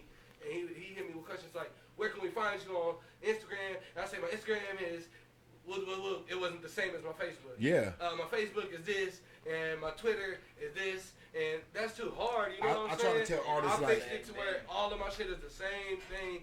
If Yep. I can't get the Wavy Voya 1, or you know what I'm saying? If I can Yeah. get 1 or something, that's cool. Everything's got to be 1. But if I can get Wavy Voya, yeah, I'll it's- BMI, and that's what made me purchase my, got to purchase your name.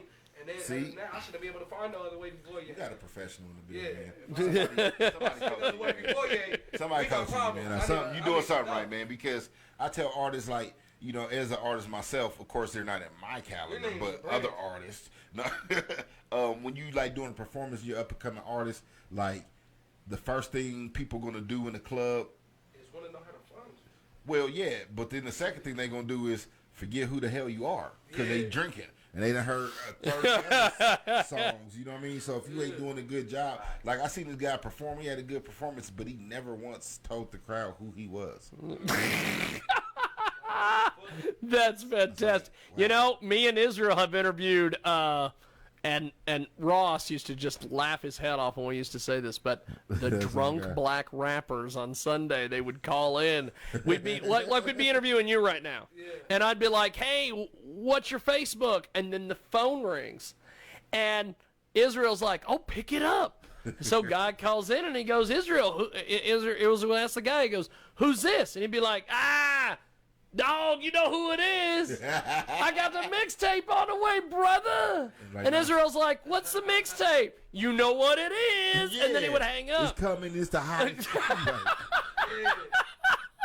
So always tell people who you are. That's why I had to switch it up when you asked me what the project I was working Well, yeah, on. 'cause- I didn't want to release my project name yet. Well, initially, you know, like my actual name is Izreal, but when you Google me, when you Google Izreal, there's a million things. you know, there's a Christian rapper named Izreal. It's a German Scheiser band named. I like that. That showed that you did your history.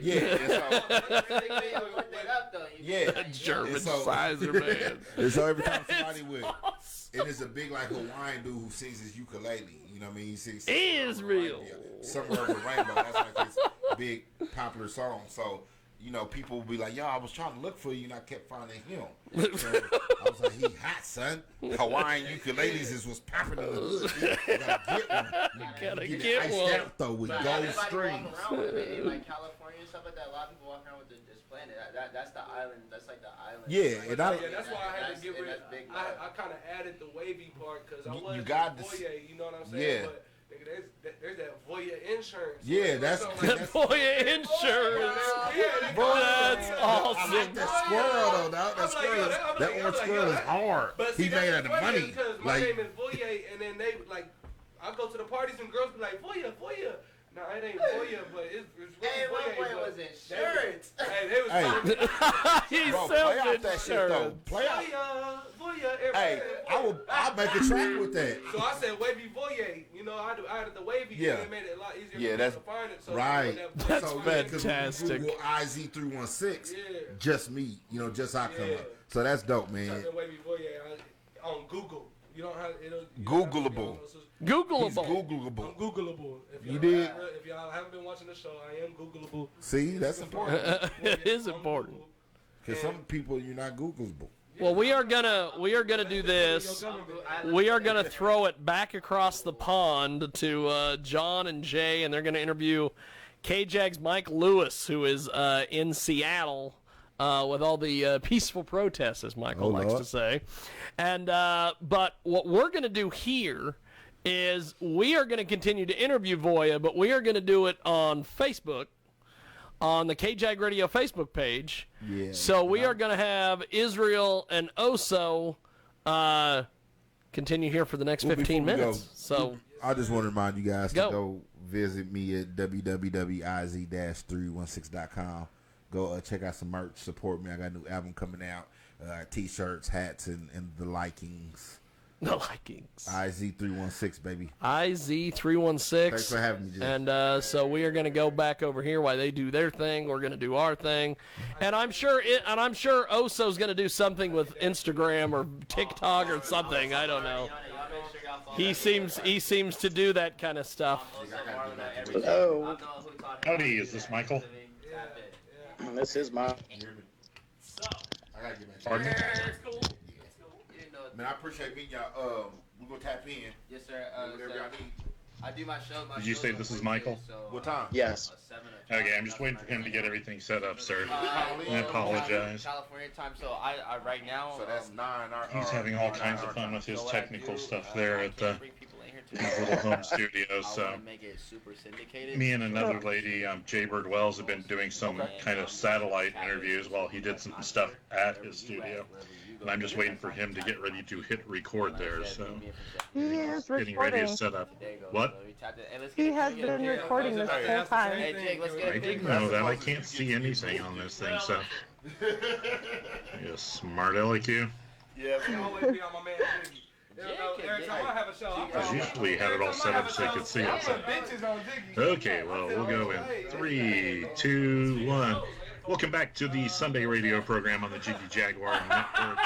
Right now, we are bringing in our next guest. His name is Michael Lewis. And Michael, if you could just kind of introduce yourself and let everybody know what you do and everything, please. Yeah, well, usually I've been doing some concert photography and some wrestling photography for the show.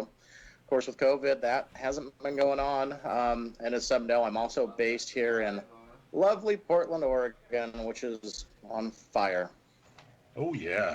You're having way too much fun out there, aren't you?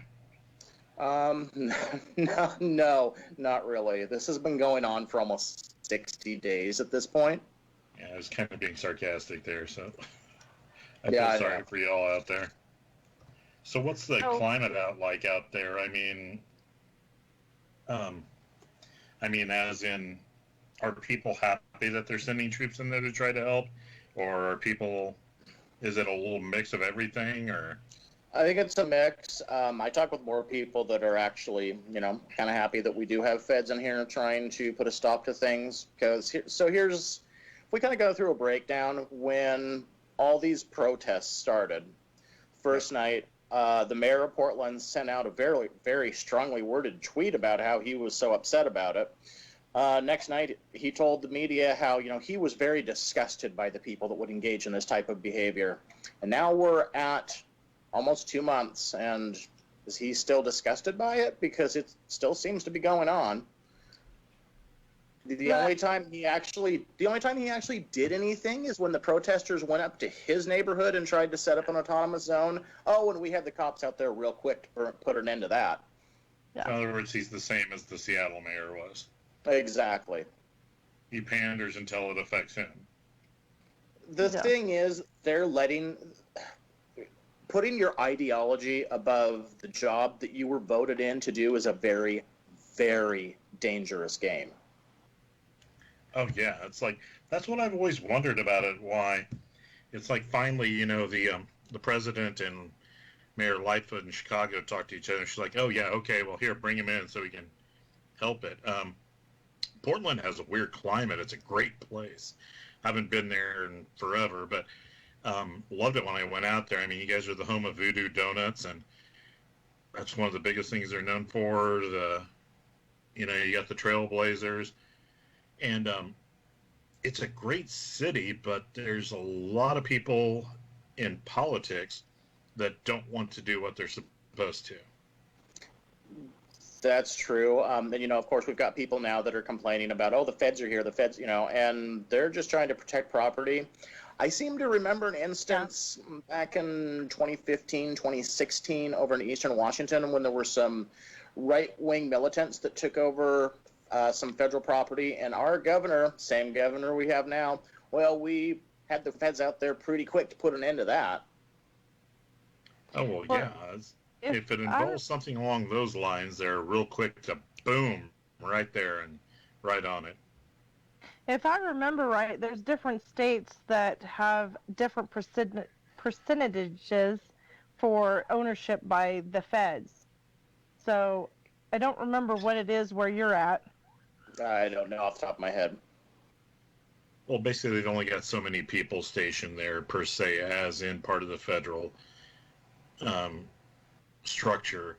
The bigger the city, the more they'll have there, because you have everybody from border enforcement to, FBI and different stuff like that.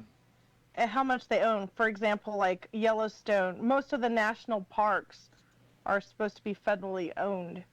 So different states that have more federal parks or whatever, that's going to be the higher percentage. I know that Kansas has a very low percentage. Well, a lot of it also has to do if you're a major hub or you have major business in there, because if you have major business and you're a major hub, especially Portland being right along the coast there, you're going to have a few more people, because you're going to have different things from like FBI to customs to all the other stuff.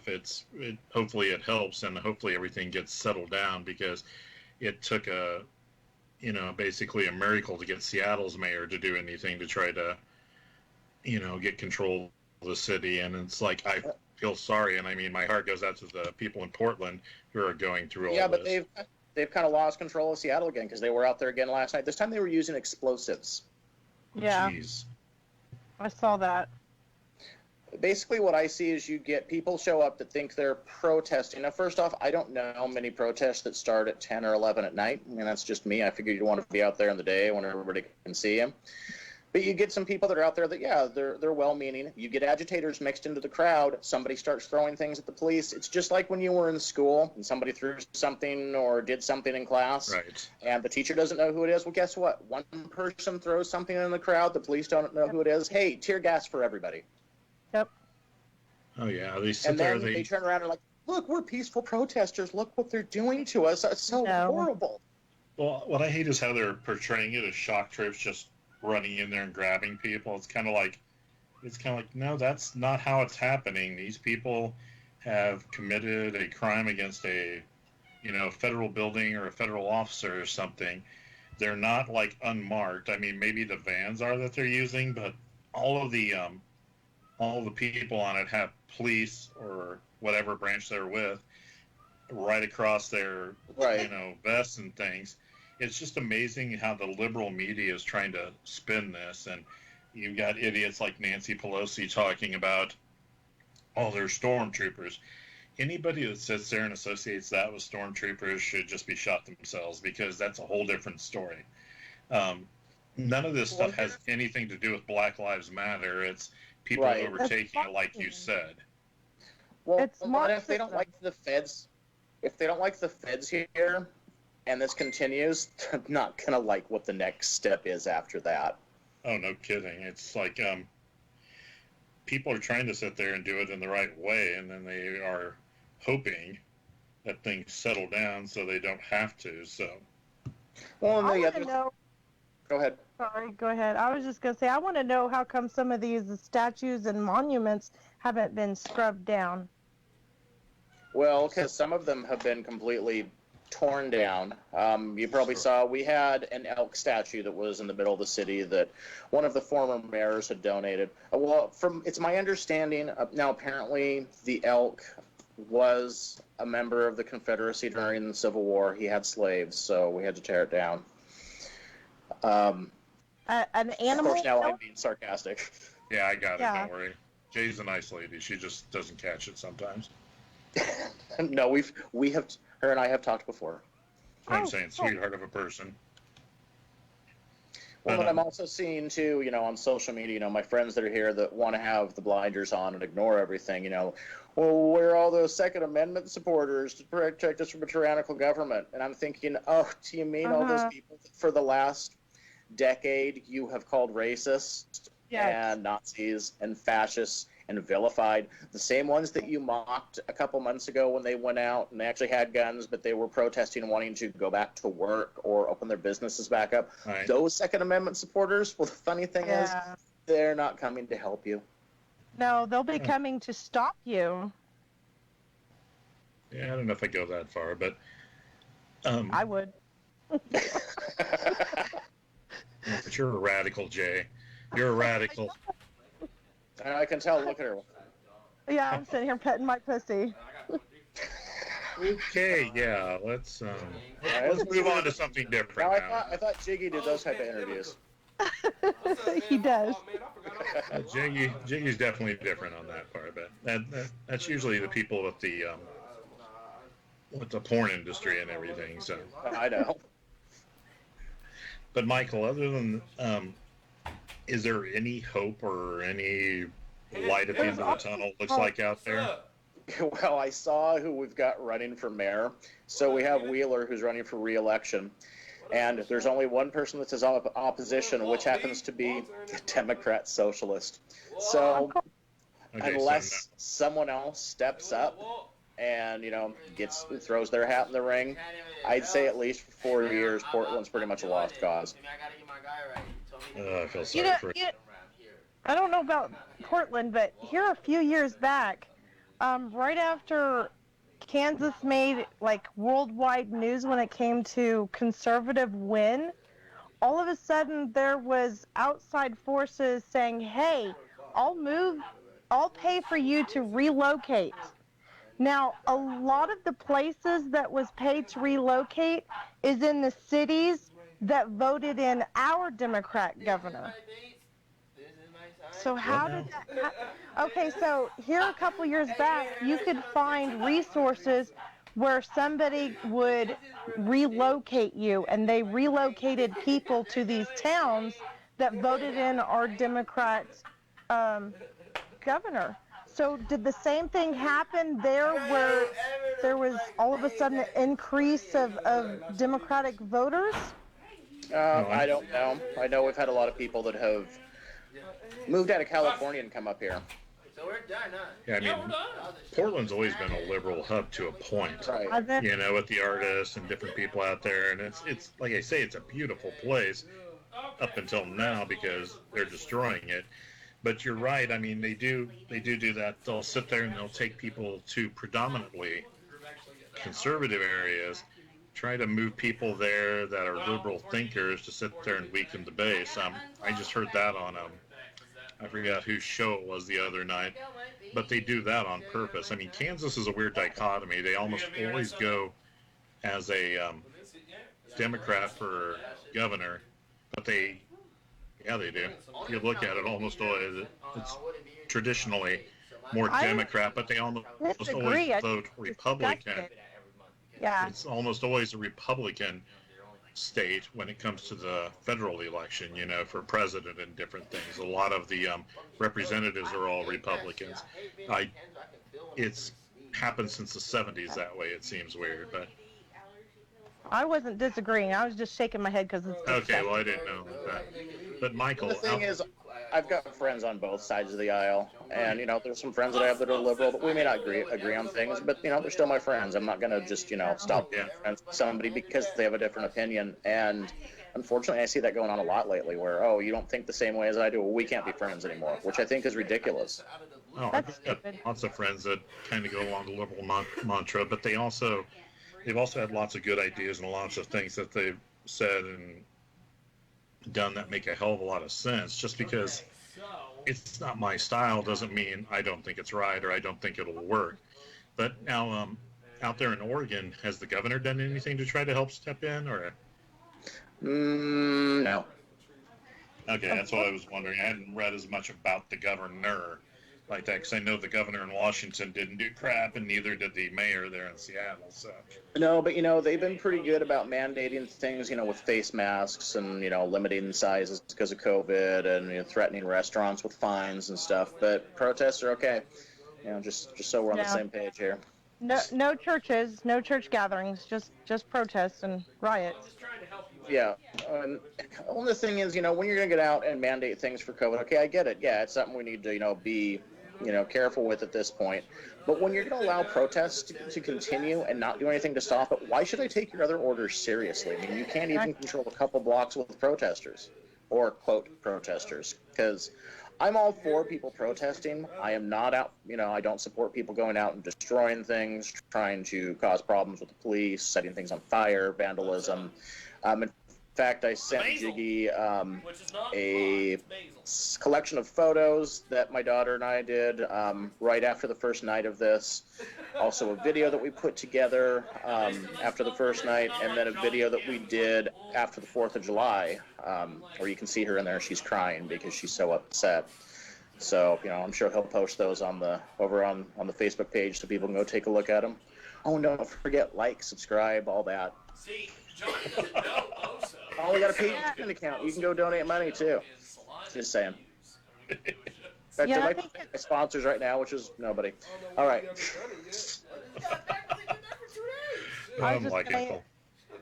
There's some increase of violence where there's a video floating around where they're dragging policemen. At what point do people realize that this isn't acceptable? And it's not just, for the people like me that are outside this going, this needs to stop. I mean, in these big cities, when you've got businesses, I was reading today that downtown in Portland, because of COVID and the riots, right now, traffic downtown, as far as people, taking public transit or whatever, it's down about 75%. According to Yelp, it's saying there's 60% of the restaurants downtown that don't plan on reopening. Now, of course, some of that is because of COVID, because, right. But others, they just don't want to open back up. There was an interview with somebody downtown just a couple of days ago that owns a Subway down there, and she said because of what's going on, her lease is coming up, and she's not renewing. No. I can imagine, but they don't understand destroying all that is hurting the infrastructure, which helps other people.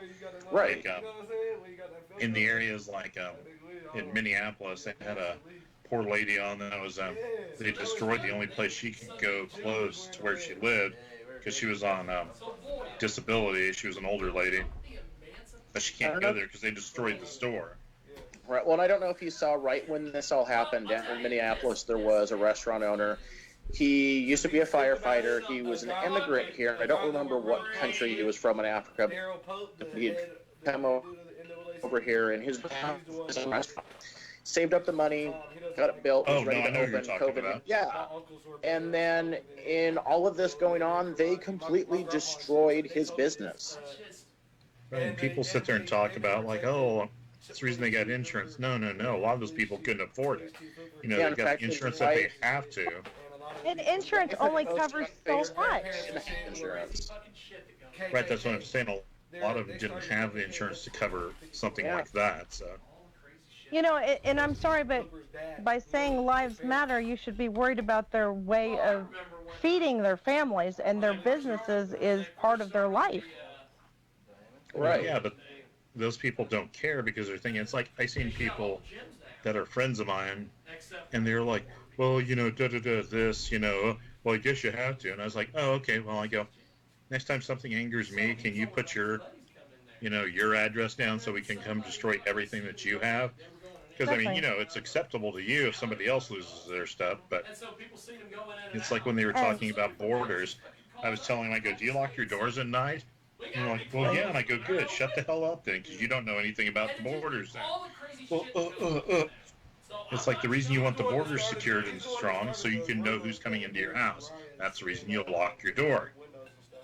Right. But if you convince one of the family members to let you in because you want to rob the place, then it causes the family members to argue, and yeah, there's division.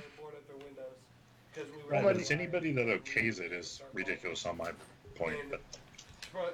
Well, and the other thing I've seen too is in New York, you know, where they decided to get rid of their police unit that they had. You know, I think it was like 600, 800 officers out on the street. So the first thing that I thought was funny is I saw a thing from De Blasio last week where they were asking about the increase in crime in New York over the last several weeks. And you know what he attributed that to? What? Lack of police. Did you hear about AOC with the stupid stuff she said? It was because of COVID. Yeah, the most recent one, sorry. Okay. For an incredibly intelligent young lady, she comes across as one of the biggest morons I've ever seen. So. You know, so one thing I thought. Oh, go ahead. I was just going to be a sarcastic, witty broad and say, so does that mean I move up on your list of morons, John? I never thought you were a moron. I just think you're a simpleton sometimes. It's a different story. No, what I was going to say with AOC is that when this whole thing with COVID started and they were trying to put together people to, look into it, I actually thought she would be the perfect person to help because as a former bartender, who knows more about Corona than she does? Well, it depends whether it's Corona Light, Corona Premier. Sorry, I'm a bartender, so. Oh, dear God. But, yeah, so I definitely have, 1 out of 124th Corona? Yeah. I'm trying to figure out what we need to keep going on this here and stuff. But, Michael, I know I asked you, do you see any hope? Do you see anything hopefully that would kind of change what's going on? I'm really hoping that, it'll just come to an end because, like I said, if they're not happy with the feds here, the thing that comes next is going to be the Army or the National Guard in here, and they're not going to like that. And honestly, nobody wants to see that happen.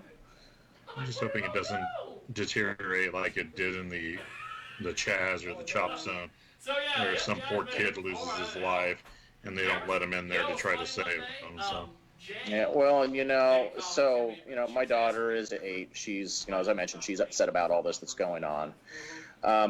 We had gone out the other night to try and see if we could look at the comet, which we didn't see. But on the way home, she's talking to me again about what's going on here. And she asked me something which sounded very vaguely familiar from back in 1992 when what she asked me was, Daddy, why can't we just go back to the point when we all got along?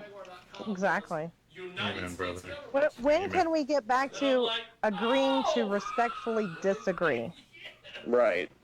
Instead of name calling and I'm going to get this person fired from their job because I don't like the way they think. And yeah. Well, it stops some because it's turned against the people that are using it as such a big tool in there. Yeah, I've heard that.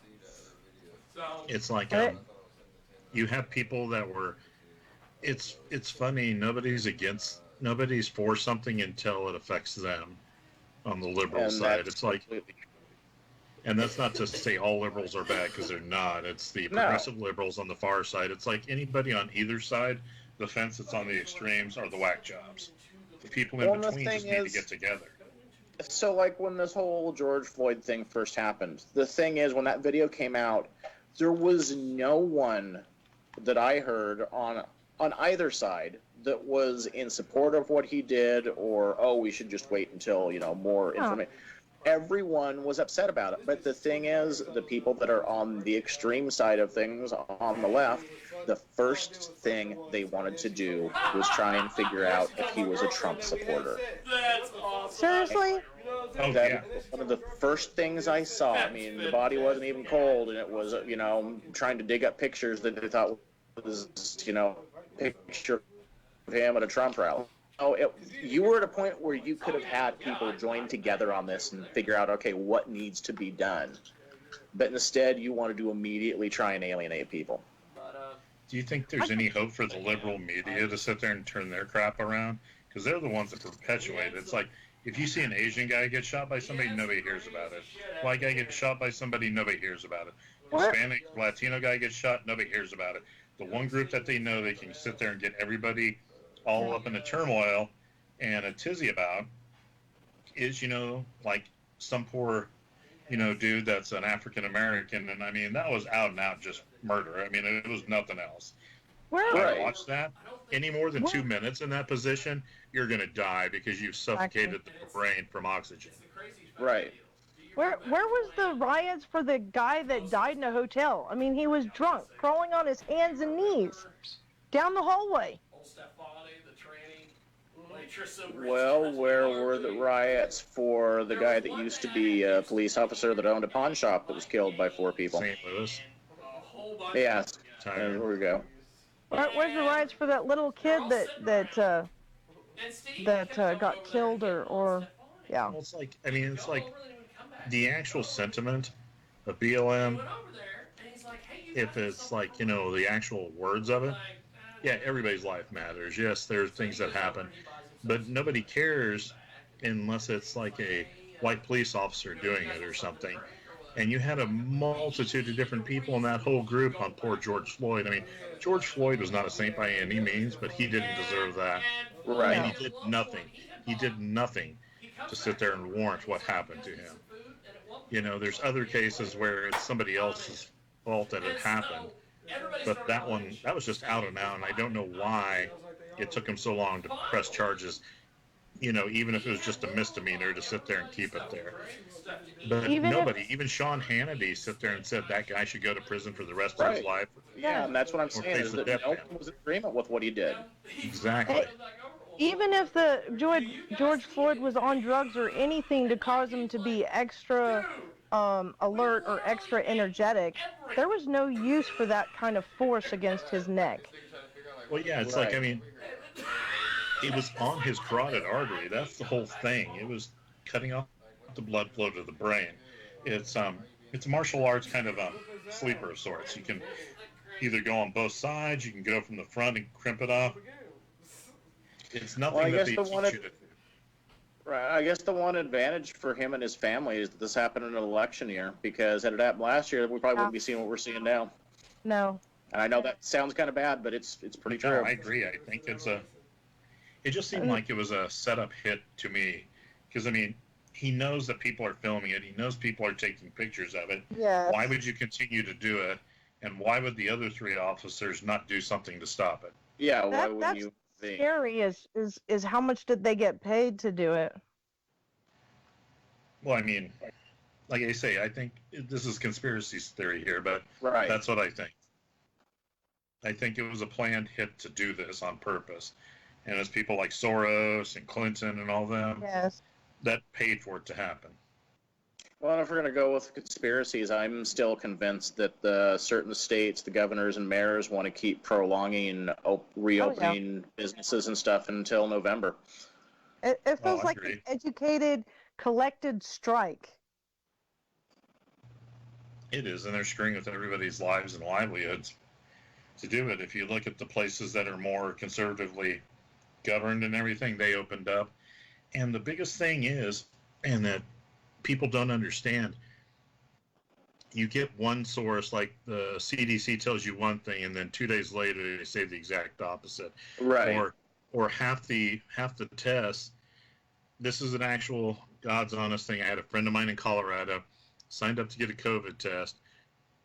You know, it was like he was behind schedule. He knew there's no way he was going to get there. So he just didn't go. He didn't worry about it. Well, anyway, he got a call like 6 days later saying he tested positive. And he was like, I never took a test. That's the scary thing. And when I was doing Google research on deaths for COVID, one thing said one thing, and a different site said a different thing. It was on the same Google, and it was like 1,000 deaths versus 100,000 deaths. I mean, that's not right. Well, I mean, COVID did have a part to play in a lot of those deaths, but they weren't the sole reason. But that's what they listed. There was a guy in a motorcycle accident. They did, post-mortem testing on it. He was COVID positive, so they listed it as COVID death. George Floyd, they almost tried to list him as a COVID death because he tested positive for COVID-19 after his death. Well, and how come we haven't heard anything about the flu? That's because the flu hasn't made its round yet. Well, but even toward when this was all going on. Oh, I was being sarcastic.